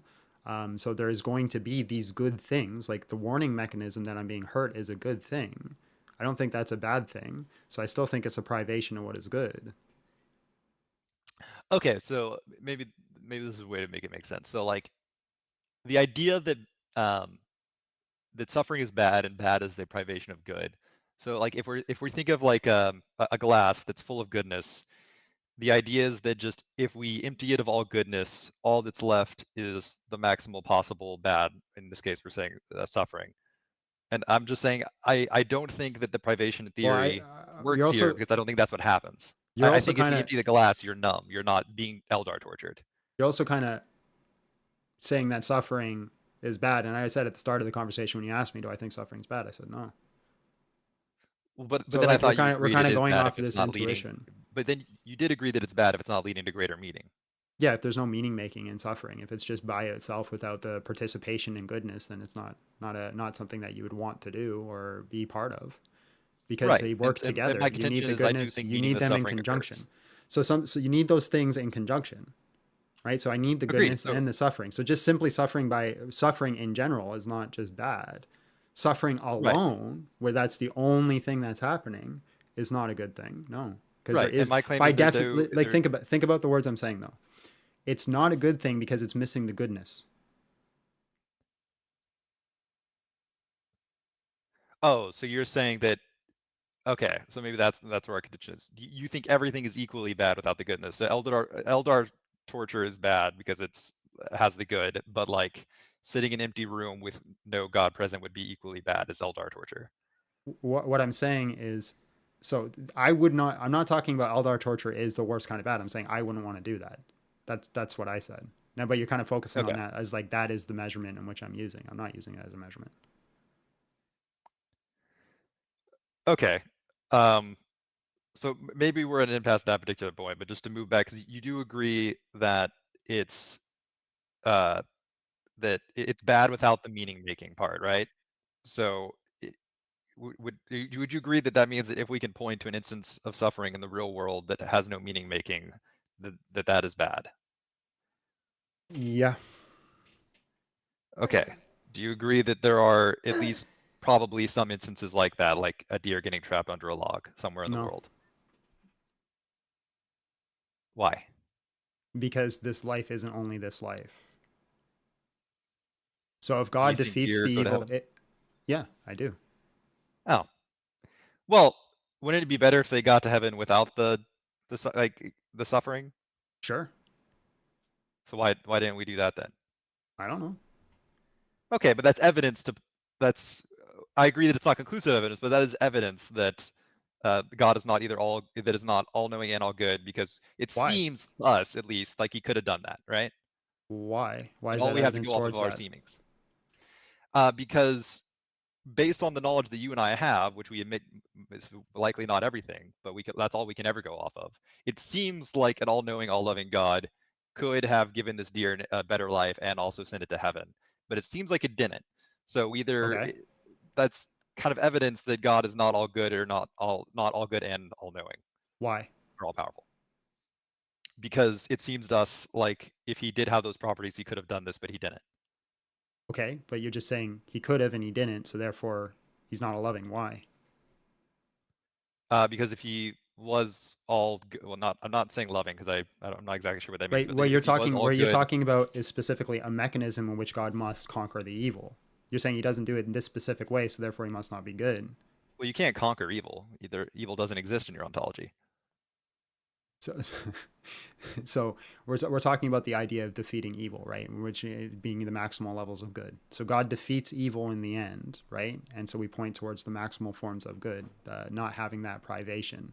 So as long as God defeats the evil for the deer, what's the issue, Because there is no evil. It's just evil is the privation of good under this right? view. So he should Yeah, just be maximizing the good. yeah. So you're just asking me to add extra words to say the same thing. Well, no, my point is that like under the privation theory of good, there's like you're saying we have to allow for some suffering in order to later abolish the suffering, but No, no, no, I'm he talking can. about the possibility of it. Not saying that it actually has to happen. For example, I don't have to lose my wife to go through that meaning making process, but for the possibility of it is because I have the goodness of my wife. Right, and you can. I think it's easier to make that argument for humans, but for deer, they can't really process these things and understanding. They're basically just experiencing the world as it happens to them. Is it not better if they just have a better life? Is it not better if they just have a better life? Like, is it not better if Yes, they like it if would be they? better if they had a better life. Yeah, okay. Does the universe not have more total good in it? If so, yeah, like it's good that the deer goes to heaven in your view. Hmm. Would the world not even be slightly better if he also had a heaven-like existence on Earth? I don't know. Like there would be more good in that story, in that I don't full know. timeline of events. There would be I more don't good, right? know because I don't know the causal chain effect of things that have happened. Okay, but based on our limited understanding, do you agree that it seems like that would be true? No. Why not? Why would it? You're just simply saying Because you're just the simply higher pointing to number like is this more. axiomatic thing, right? So again, if this deer suffers and it goes to heaven, it retroactively agrees on it retroactively consents to the suffering it goes through, and suffering is defeated. I don't see an issue. Now, it very well might be possible that the deer has to suffer in our world, so we don't live in a toy world where we have meaning making properties, or that we seek out to save these deer so we have higher, greater goods. There's a lot of what are they called? The Odysseys. Starts theodicies. There are a lot of theodicies that you can impose. I don't care. Pick a theodicy. What I'm saying is none of this disproves God. It just kind of points to the fact No, that it doesn't you don't disprove feel it, but it good. makes it like the fact that it seems like the reason we have these theodicies is because it seems to us like it doesn't make sense, and so we come up with like No, reasons why maybe it does make sense. people are little children, and I'm not calling you a little child, but people are little children, and they just want to scream why all the time when they get their cookies taken away or something like that. There may be an aspect of we don't fully understand, just like a little child doesn't understand. But there is no logical contradiction here to God's existence outside of I don't like it, it makes my feelings hurt. Yeah, but I'm saying like if we are those children, from the Hmm. perspective of the children, like if that children like the child there thinks that things that this is bad, like I don't blame it because the child doesn't have all the information and it doesn't have the mental faculties. So it makes sense to me that the child just thinks this is bad. So I'm saying you and I with our limited faculties, if we like if we don't know if this is actually a bad thing or like if there is God, if there isn't God, and we're using just the best information that we have, I would say it makes sense for you and I to think it's not the case, or like that this is not the work of an all-good good God. No, But yes, I agree. It is possible that orig- we could just be actually be the child because that is because misunderstanding. because you said We that can't know that. this is an eternal critique, and you haven't shown me an internal contradiction. But if we're just holding to our own intuitions and feelings, again, you have a self-refuting argument, because you're saying I have this standard of love that I'm using to measure against God, but if God doesn't exist, that measurement doesn't exist. Well, in the internal worldview, I think it doesn't. Um, like we have the God gives us a moral compass, right? Like we have he gives us some ability to judge good from bad, and so if we're using that and judging that this seems bad, But you're saying if God doesn't exist, we don't have that compass. right? And then it's just based off of evolution. Right. So again, the stick that you're using to measure to prove that God doesn't exist, you need God's existence to use it. Well, it's an internal critique. But you're not showing me So an yeah. internal contradiction. Well, the internal contradiction Because is in the that Christian, and I'm giving you the Christian worldview, the Christian understanding of suffering and meaning making and heaven and hell and all these types of things. But you're not showing me an internal contradiction. You're saying you personally feel like it'd be better if these things didn't happen. yeah, but in the if we were in the Christian worldview, that sense that feeling would be bestowed upon me upon God. So it would Right. That's fine. right. But then that proves that God exists. So if you're saying I have this feeling because God has given it to me, then you have a stick to measure it against. But the problem is God exists to give it to you. If you're saying that God does not exist and I have these feelings, then you don't have that stick to use to measure against it because it's just evolutionary processes. Sure, but if we're saying that I have the stick and the stick is saying it's bad, and the stick should not be saying it's bad within this worldview, then that's an internal contradiction. Then we can step outside that worldview and say, oh, look, that worldview has a contradiction. Maybe it's less likely to be true. No, I don't see how that logically follows. If you do not have the stick, you cannot use it. If you have the stick, he exists. I'm trying to think of an example. Like, I'm sure there's examples you would agree to this of like if there's something in Islam that uh, says there's something in Islam that says this is true, but you can only know it if you're a Muslim. There can be, and we could point to it and be like, no, okay, I'd be more than I happy. can't just go. Yeah, I'd be Sorry? more than happy to attack that argument. Um,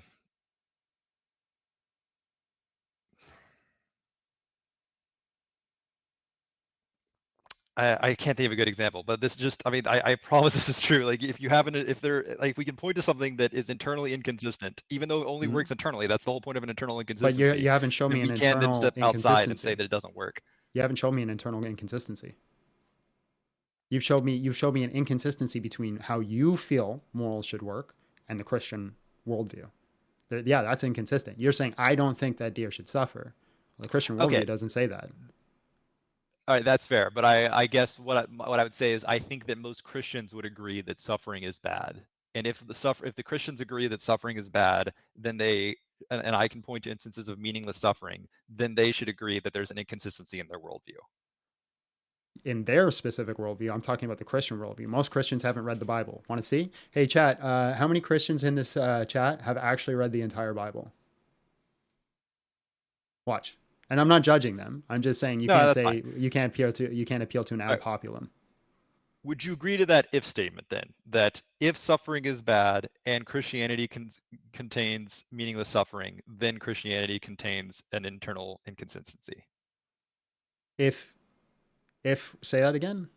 If suffering is bad and the world contains meaningless suffering, any amount of meaningless suffering, then Christianity contains a no, because Christianity literally says there is meaningless suffering.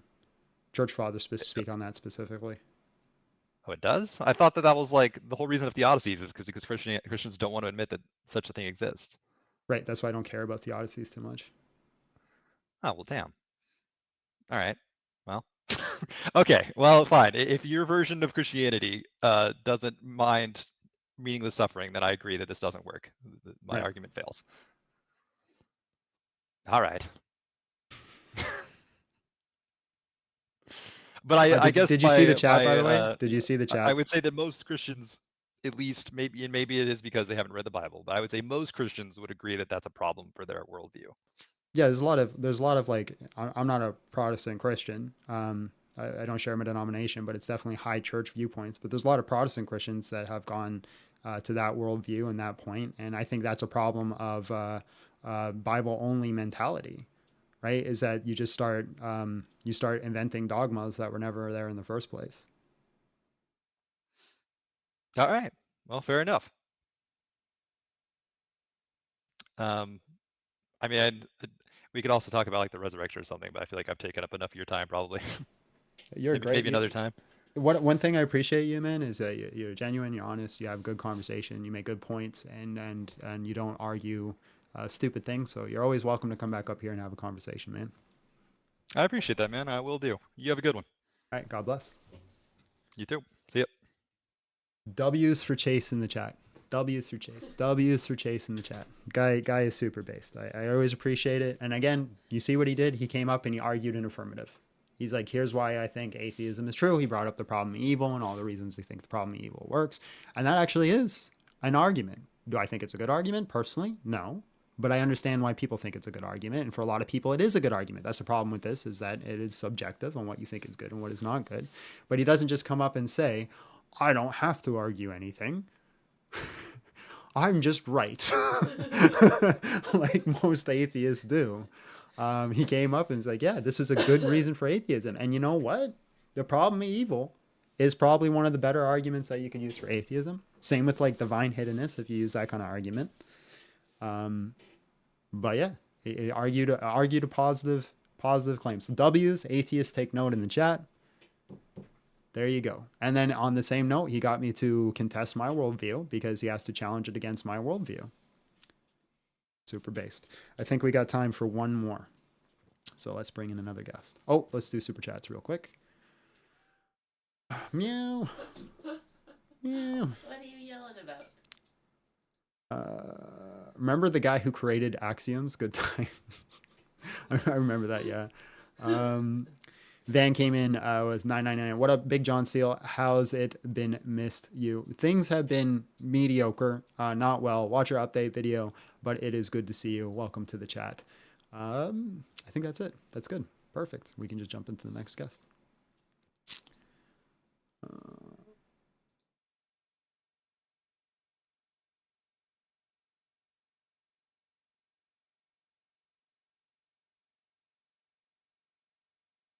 John, what would it take for you to raid an atheist live? I'm thinking about doing it this weekend, to be honest, because I'm getting kind of bored, and I've set up my phone to connect to the computer now, so I can just go in and raid people, and I got an extra mic for it, so should be an option that we can do here in the near future. The main problem is I just don't want to sit in waiting queues forever, so we'd have to raid unknown people, and that just feels like kind of feels icky to me to do, like to go into like some unknown channel with like 3 viewers and just like go up there and debate them and know that I'm streaming on my channel. And I have the reason I think it's icky is because I'm automatically going to have the appeal to the masses on my side if we do that. But then if I go to a channel that's got way more viewers than I have, for example, I'm going to be sitting in the wait queue for like 4 hours, and we'll make for a terrible live for you guys to watch. Because I've tried to do it. I tried to do it on my own a few times just to see if I could, and that's what I found. I ended up sitting in the queue just waiting forever. I never actually got into any one of them. Lupador. Hello, how are you? And just real quick, how old are you?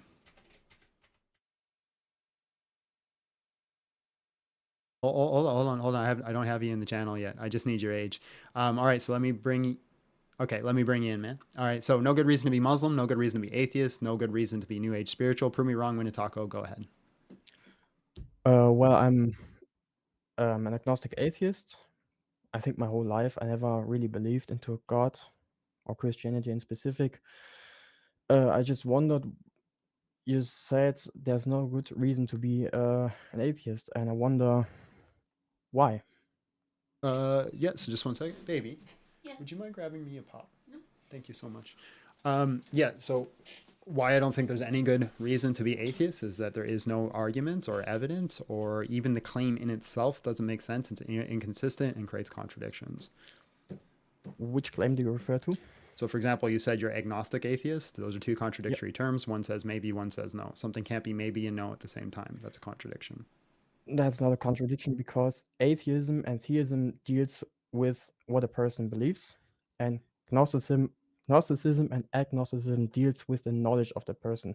So you can those terms are mutually exclusive. Okay, is God real? I'm not convinced. I don't say he doesn't exist. I'm not saying he does exist. I don't know if he exists, but I'm not Okay, convinced. so then maybe? I don't know. I don't even see the possibility, because I believe possibility needs to be demonstrated. Okay, let's try again. Does God exist? I'm not convinced. Okay, so maybe. I don't know. Maybe, maybe not. Okay, so then you're agnostic. An agnostic atheist, because I'm not convinced So of does the God existence exist? of God. I don't know. Okay, so then agnostic.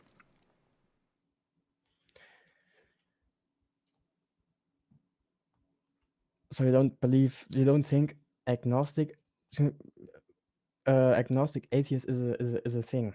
You Because cannot two contradictory terms cannot be true at the same time. Something can't be maybe and no at the same time. Something can't be yes and no at the same time. So you cannot be agnostic atheist at the same time. If I ask you straight up, not what you are, I say, what do you believe? And you say, I do not know if God exists, then by definition, you are agnostic. You're saying, I do not know, or it cannot be known. But I said I'm not convinced. That means I don't believe that a God exists. Cool. So does God exist? I don't believe he exists. Okay, so then no. No, not no. I don't believe he exists. That doesn't mean I say he doesn't exist. Okay, if you don't believe in something, does that thing exist? I don't know. Okay, so There's a then good I don't analogy know. for that. So a good analogy is I don't want an analogy, I the want a number, definition. yeah, the number of blades of grass on the planet is either even or odd. Do you agree? It's either even or odd, yeah. Yeah. So are you convinced that the number is even? Am I convinced it's even? I don't know. So your argument would be, I would then say you're convinced that it's odd. No, I said I don't know if it's even. So you don't believe, if you don't think a proposition is true, then you don't necessarily accept or reject it. I said I don't know. But if you're not convinced that the proposition is true, that doesn't mean that you are convinced No, that I said that I it's don't false. know. I'm not making a positive or negative claim. I'm saying I don't know. Exactly. Right, so are you saying I don't know God exists? I am not convinced that he exists, but I don't know if he exists or not. Okay, so then you're That's- agnostic. Whatever. All right, then let's call me agnostic for the sake of discussion. Okay, I don't agree with agnosticism's that, but- based. That's not the topic. Atheism doesn't have. There's no good reason to be atheist. So you can see there's no good reason to be atheist. What do you think is the atheist position? That there is no If God. if someone defines himself as an atheist, That there is no God. is that is that the definition? Yeah, that's the philosophical definition. There's a psychological definition that you just lack belief, but it's incoherent, doesn't make sense. So you lack belief. That doesn't mean you hold the positive belief. Yeah, that so I'm going to show something you why. doesn't I'm going to exist. show you why lack belief doesn't make sense. Is atheism true? Atheism doesn't make truth claims. Right. So you're basically saying it's a word that doesn't mean anything. No, I'm not So saying what that. does it mean? It means that you are not convinced that sorry. It means that you are not convinced that a God exists. Okay, so then you're agnostic. Not being convinced of something doesn't mean you hold the position that that thing doesn't exist. Right, so then you're agnostic. Agnostic atheist. Yeah. You can't say both. You can. No, you can't. You can't say maybe and no at the same time. It doesn't work. You can. Is my light you can on? Look it up. Is my Agnostic I'm not atheism. I've looked it up. I've just read look it the up. entire definition like 7 times because I've been arguing this for like weeks. I don't think so. It's incoherent. So Stratford Encyclopedia of Philosophy, right? It starts off with the basis that it's a psychological effect of lack theism. It's this whole idea. And then it makes a whole argument about why that doesn't make sense and why it's incoherent and why you hold to the philosophical term that it must be a positive claim. If theism is a positive claim that God exists, then atheism would have to be the negative claim that God exists because they work in conjunction. And it can simply be just disproven by asking a simple question. Is atheism true? If you say it's not a truth or false claim, then the word doesn't mean anything. If you define atheism as the position that God doesn't exist, then I would say it is not true, or at least it has not met its burden of proof. Right. If you define atheism that way. Cool. So there's no good reason to be atheist. If you say so. I mean, well, I define atheism. You haven't given me a reason why I shouldn't say so. According to your definition, you would be right. You haven't given me a definition that's counterintuitive to what I am saying. I did. What's the definition? I define atheism the way you're not convinced of the existence of a God. Okay, so that's agnosticism. No, it's not. What's the difference? Not according to my definition. What's the difference between the two? Like I said, not being convinced of something doesn't mean you're not giving me the definition. What is the difference between the definition of agnosticism and your definition of atheism? I don't have a textbook example right in my head. I'm not asking for a textbook example. I'm asking for your definition. Yeah, and I gave it to you. I explained what atheism. What is the difference between the definition of agnosticism and the definition of atheism from your worldview?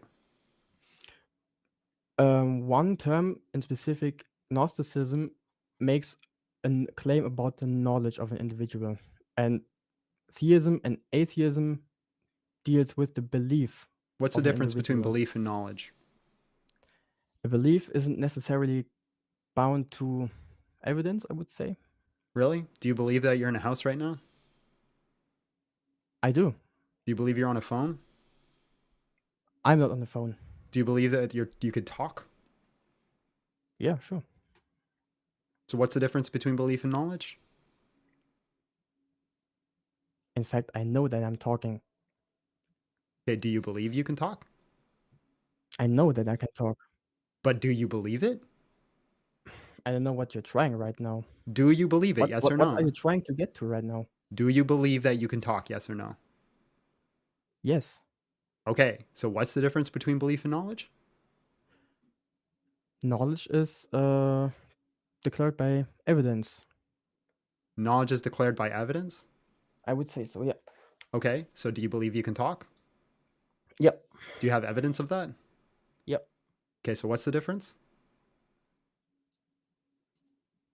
I said I know I can talk. Sure, Knowledge but is do you a also subset believe of you can belief. talk?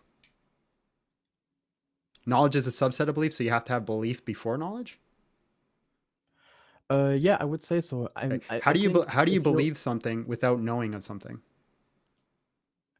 so belief, I would say, comes first because you have like For example, how would I believe that God exists if I didn't know of him?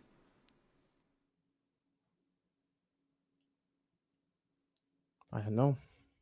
Okay, so then I'd need knowledge before belief? No, you would need evidence to get to knowledge. That's not what I'm asking. I'm talking about the difference between the word of knowledge and belief. Would I need knowledge before belief?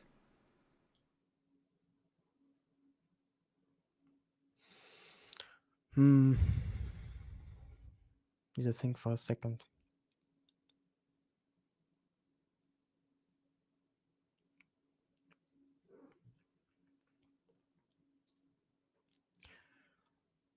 I don't think you need knowledge before belief. Okay, how can I Belief believe comes something if I first, don't know of and it? the evidence you get after you believe something, Okay, so I would just say, leads you answer to this knowledge. question. How do I believe in Yeah. something if I don't know of it? That's actually a good question. Maybe a belief is just an idea of something, but I see what you're saying. That's a good point. Yeah, I see. Thank you.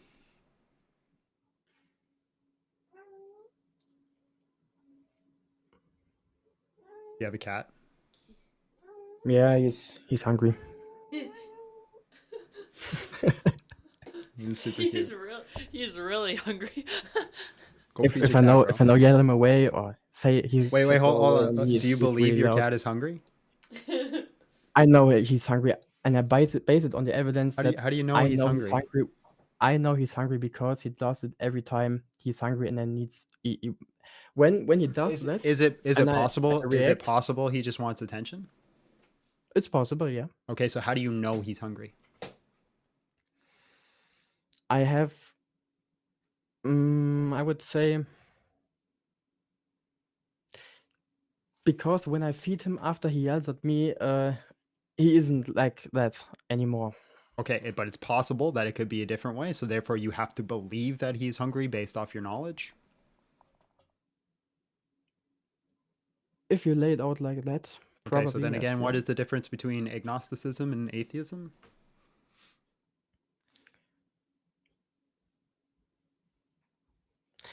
Can I get back to the grass blade analogy? If you're not convinced that the number of grass blades is even, but you don't know it, if you're not convinced, you wouldn't hold a belief whether or not the number is even or odd. No, But I if just you say I claim don't to know. I claim yeah, agnosticism. exactly. But if you claim to know if it's even or odd, then you would claim Gnosticism, so knowledge, and you would need evidence for that, either by counting them, which is Great. So what's your evidence for probably really atheism? hard. I don't have evidence for atheism in the way you define it. I don't say that God doesn't exist. I'm not Okay, making so there's that no good claim. reason to be atheist based off your own analogy, right? Because if you're going to claim it's either odd or even, if you make a claim one way or the other, then you must make an actual positive assertion or evidence for that claim. The only other option is to claim agnosticism. I don't know. So if you're going to say that we have theism, well, the opposite of theism is atheism. That's hence why it's atheism. Then you must make an argument for atheism, or you must claim agnosticism. doesn't the A just mean lack of? No, it's a negation. I personally, genuinely, I never heard of that. That it's actually a negation and that it's making the negative claim. I personally never heard of that. So I'm not an atheist the way you define atheism. Yeah, you're an so agnostic. I don't think then could have an argument here. But you said in your title of the stream, everyone should be a Christian. Yeah, that's just the generic title I put on. Ah, okay. I just discovered your stream. That's why I just thought I hopped in. But is there a good reason, even if I'm an agnostic, is there a reason for me to be a Christian specific? Right. So, but do you concede there's no good reason to be atheism? If you define it your way, yes. And Can you give me a different definition that's not my way? That is not just agnosticism? It's your stream. I'm working with your definition. But I don't care about working the definition. I care about the fact that atheism is incoherent and stupid. That's what I care about. There's a whole bunch of, and you're not one of these guys. You've actually been great, a good interlocutor. But there's a whole bunch of guys who walk around with the superiority complex of atheism shoved up their butt, and they can't even define what the word means. So I'm more interested in let's get out these definitions, right? Because it seems like every atheist is just walking around claiming atheism, looking down their nose towards Christians, when the truth is they're just claiming agnosticism. Yeah, I see. But yeah, the only reason I hopped into the stream is because I thought, based on the last conversation you had, just a well, chill guy. he defended atheism. That last conversation I had, he didn't say it was a lack of belief. He said it's an atheist and there is no God, and my evidence for that is the problem of evil. So he actually tried to defend the word atheism. Yeah, I don't think you can prove or disprove God, but if I would make an argument against God's existence, I would use the argument from divine hiddenness. Okay, so you're going to say atheism is a positive claim, right? And that there is no God. That's why I said if I would make an argument against God. Okay, but well, I'm not doing I need you to be consistent, man, because are you conceding my definitions or no? I do. Okay, so then you're saying atheism is the claim that there is no God, and the evidence for that is divine hiddenness. Hold up, I'm from Germany. If I say I concede your definition, does that mean I'm affirming your definition? Yes. Okay, so if I agree to your definition right now, I wouldn't argue in favor of atheism. Okay, so then you concede there's no good reason to be atheist. Yes. Cool. Dope. Thanks for the W. So is there a reason for me to be a Christian? Yeah, the death and resurrection of Jesus Christ. Okay. Do you have any evidence of that? The Bible. I don't believe the Bible is true. Why? Because I'm not convinced. I don't think the Bible has. You just took the word atheism and applied it to the Bible, right? It's not true because somebody hasn't convinced me it is true yet. So you're agnostic. You don't know if it's true. I didn't say it's not true. Yeah, you literally did. Not true. You literally did. You said those words. Now maybe you misspoke, but you literally said it's not true. I said I don't believe it's true. I'm not convinced that it's true. Okay, what's the difference? So you're just taking the agnostic viewpoint. So I don't know if it's true. Just say I don't know. All right, I don't know if it's true. Okay, so you don't know it's true. What have you read it? Part-wise, not all of it, to be honest. Okay.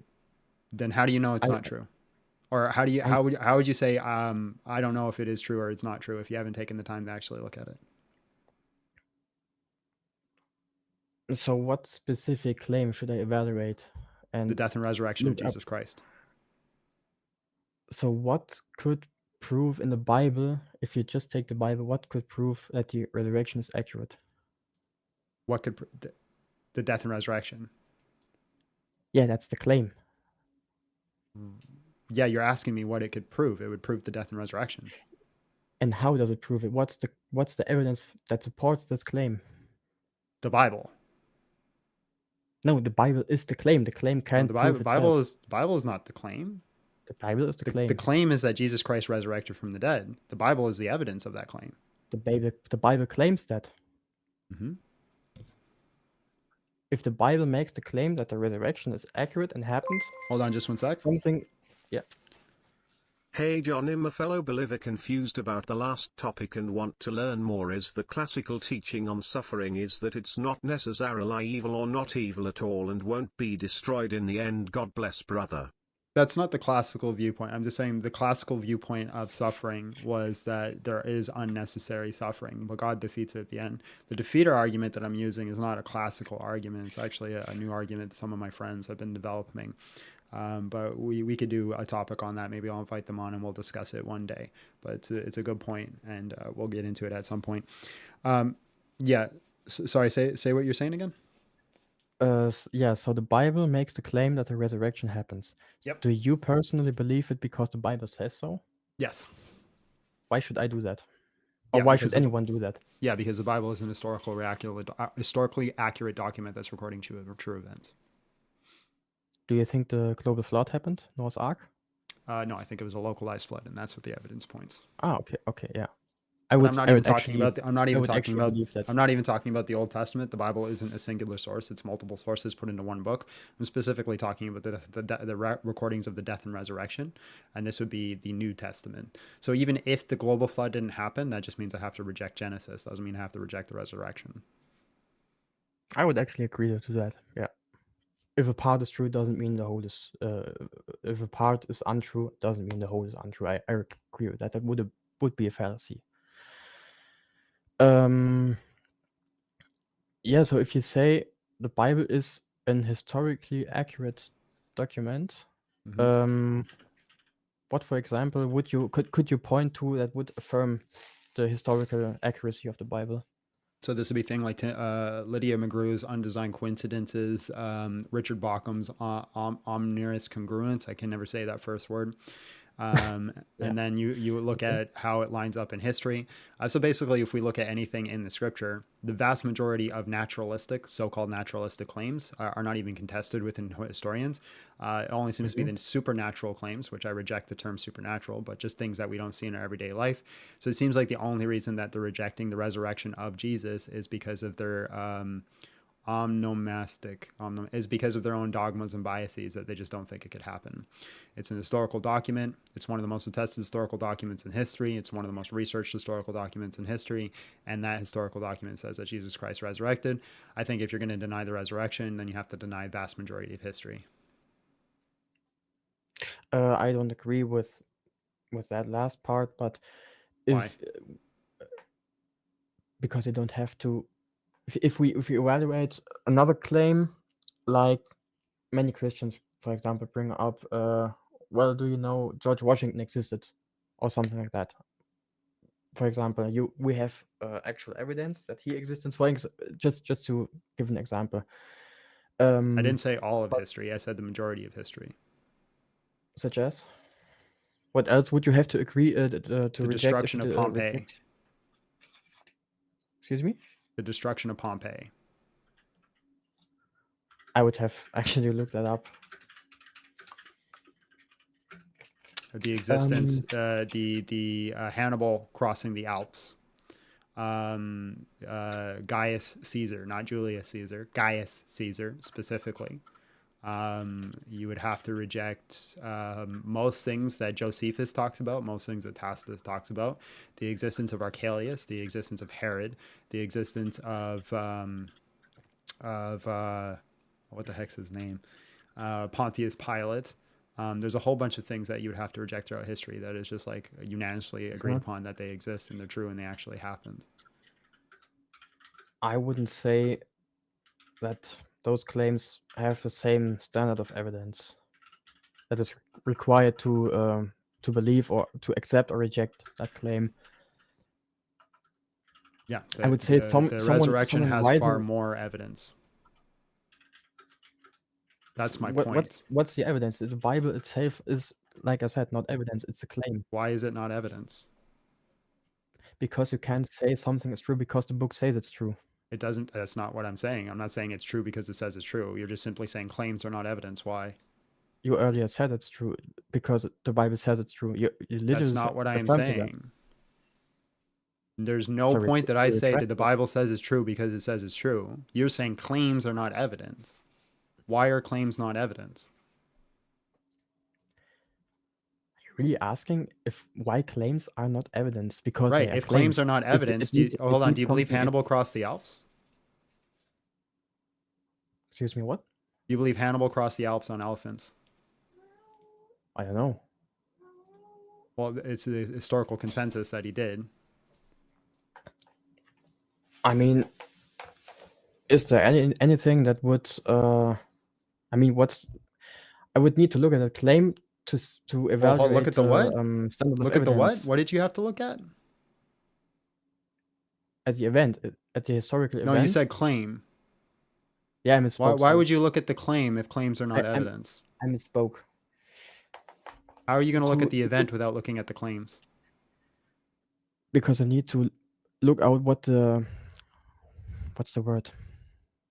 The standard of which evidence would be required, which standard of evidence. That's not the question I'm asking you. How do you look at the event without looking at the claims? I said I retract the word claims. I misspoke. I understood that, but the question that you said I must look at the event. How do you look at the event without looking at the claims? Because you investigate the claims, and you find evidence. Why would you look at the claims if claims are not evidence? Because you need to find evidence that supports the claims. But why would you need the claim at all if claims are not evidence? Because you need to know what you want to investigate. But what is the definition of evidence? I don't have an English definition in my head. Like I said, I'm not. English is not my my native language. That's a cop-out answer because you can translate it. Yeah, hold up. Doing that right now.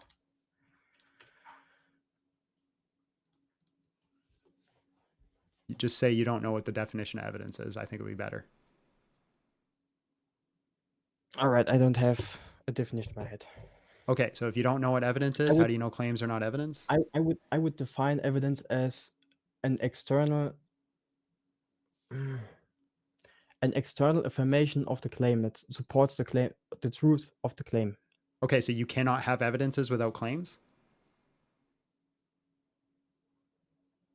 What? You're saying that it's an external confirmation of a claim. So you need to have claims to have evidence. Yeah. Yes. So you have to have it. So if I walk into a room and I saw somebody is laying on the ground with a knife in their chest, yeah, I have no evidence.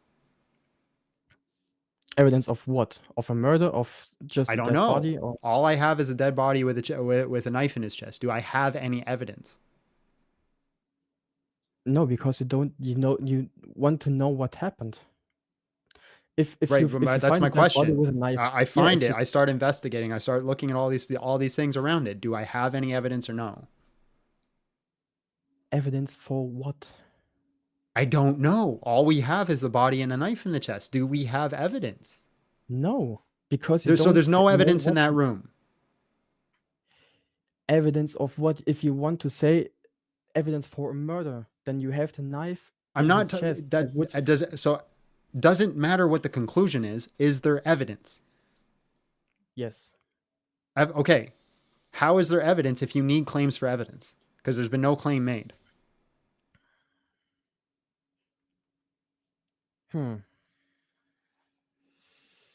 Also, I gotta go. So, I'm running late. I gotta take off.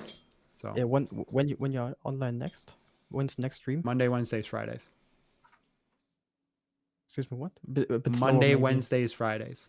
But just answer the question, right? If you need claims for it to be evidence, how do I have evidence in that room if there's no claims? Then you have proven my claim that you need a claim for evidence, and you prove that wrong. Okay. I see that that's not true. Okay, so then what is the definition of evidence? In that case, I don't know. I would say. So then how do you know we don't have evidence? Because I can't just accept the claim based on the claim. Okay, so I got it. So God's not real because of your feelings. No, That's what you're saying. that's not what I'm You don't saying. have the definition of evidence. You don't know what evidence is. You don't know if claims are evidence, but you don't like it. So God not real. Like I said, I didn't say God not real. Yeah, you're saying I can't accept the resurrection based off of that. So your own personal feelings, so God not real. If I'm not compelled by the claim itself, then I reject it based on my feelings. Okay, cool. All right, man. Appreciate your time. God bless. Have yourself a great day. All right. All right, we got it, guys. So far, most of the arguments that we hear is God not real because I don't like it. Am I wrong? Am I wrong? Also, to the two people who made videos about me recently, debate me. Or have a conversation if you're worried about debate. Like if you don't want to get caught in the debate bro circle and you just want to talk, we can just have a conversation. We can just have a conversation. But they won't. I've messaged both of them and they both left me on red. They both left me on red. All right, guys. Our Father who is in heaven, hallowed be thy name. Thy kingdom come, thy will be done on earth as it is in heaven. Give us this day our daily bread, and forgive us of our debts as we also forgive our debtors. And lead us not to temptation, but deliver us from evil.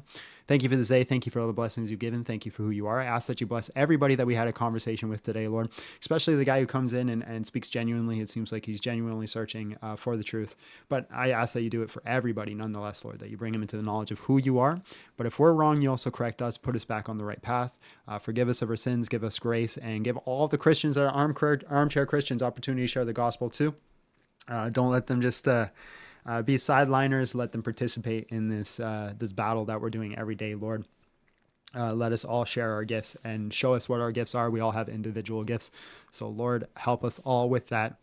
And just continue to be you. You're great. In Jesus' name, amen. In the name of the Father, the Son, the Holy Spirit. And also, guys, so quick plug, follow me on all platforms, YouTube, blah, blah, blah. You know where to go.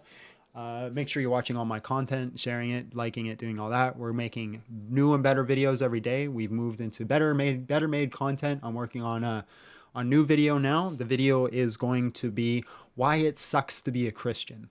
That's the video I'm working on right now. So if you want to see that, make sure that you've subscribed. And if that video does well, we're going to go into why Christianity sucks, which I think will be more fun. But we'll see. We'll see if that video does well.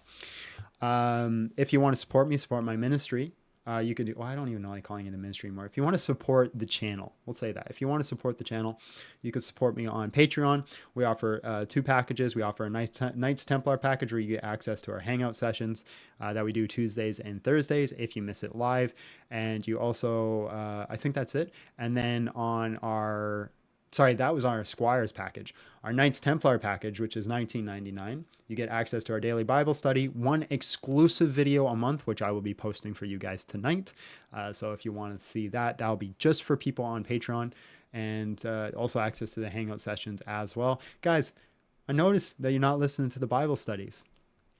I'm reading the Bible for you, and I just saw you guys say that, hey, I haven't read the Bible. I'm literally reading it for you and doing the study for you. All you got to do, log on, click play once a day. It's like 5 minutes. 5 minutes of your time once a day, and you can get through the Gospel of John. We're already on chapter 6 in the Gospel of John, so you guys should be definitely a part of that. 110%. If you guys want to hang out for literally 3 minutes, come over to YouTube because I'm going to be shutting it down on TikTok. But yeah, we will see you guys all on Friday, and for everybody else, we'll see you tomorrow. God bless.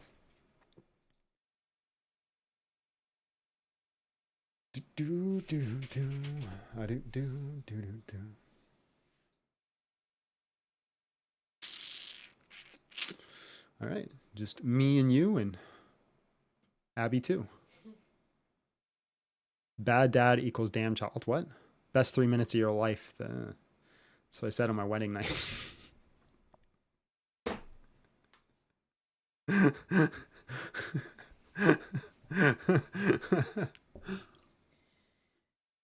Welcome from TikTok. Welcome to the show. Bird is escaping. Go get him. I'd watch a million of your Bible studies, but I have no money. It's fair enough. I will once I get. So here's what I'm gonna do. Once I get through the Gospel of John, I'm gonna re-upload it again for free for everybody. So I'll put that out later of the daily Bible study. I don't know where I'll put it. John, let's debate sometime. Sure. On what? What do you want to debate? What do you want to debate, my friend?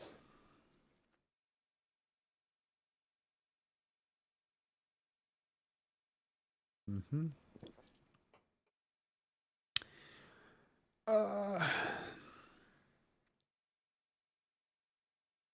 So Adam and Eve were so dysfunctional they damned all of humanity. Yes. Yep. They were the best of us. Let's all send John our bank accounts so he can fly us out to his commune. Bro. Should I start a cult? You guys want to start a cult together? Let's do it. Testing the text with fresh. By the way, Bueller, we're going to get back to you about doing that live. Don't think I've forgotten you. We've just been in chaos right now, so please forgive us. We will get back to you. We do want to do that with you. I think it'll be good. Just want to say, really happy to have you back doing lives again. Love you guys and keeping you in prayers. Thank you so much, sir. And there's other people too who have reached out to us. We're going to get back to you. We're going to get back to you and do that content with you guys. I don't want to ignore you guys. You guys support me. I should absolutely be supporting you guys as well. Judo or BJJ? BJJ all day. Judo gets you to the ground. What are you going to do when you're there? Okay, throw me. Now I got you where I want you, right? For the ground is the ocean and I am a shark. It depends. You can't say judo is better than BJJ because if you take a black belt in judo and put him against a white belt in Brazilian jiu-jitsu, the black belt in judo is going to smash the guy, right? Just absolutely destroy him in every situation. For example, there's a gym I go to where I roll with some judo guys, and when I'm standing up with them, they just throw me and I hit the ground, and then all of a sudden I'm stuck in kasakatami for like 20 minutes just trying to get out of that position. But one thing that I find with judo guys is if I get to their back, they're cooked, right? Like, cause they go to their back and that's the thing. So it's not the martial art, it's the martial artist. If you got a black belt in judo going against a black belt in Brazilian jiu-jitsu, I'm going to put my money on the BJJ guy because he's going to know what to do more on the ground than the judo guy for just talking a full-on street fight. But it also depends how hard that judo guy hits you with the ground. See, here's the thing, right? If you take a judo guy and he throws you lightly because he doesn't want to hurt you, and then you hit the ground and then you tap him out, did you win that fight? No, because if the judo guy really wanted to and he puts you through the earth, are you going to even be able to move to tap him out afterwards? So I think it's a difficult question to answer. Which wins? What's going to win is going to be the martial artist, right? You see this in MMA.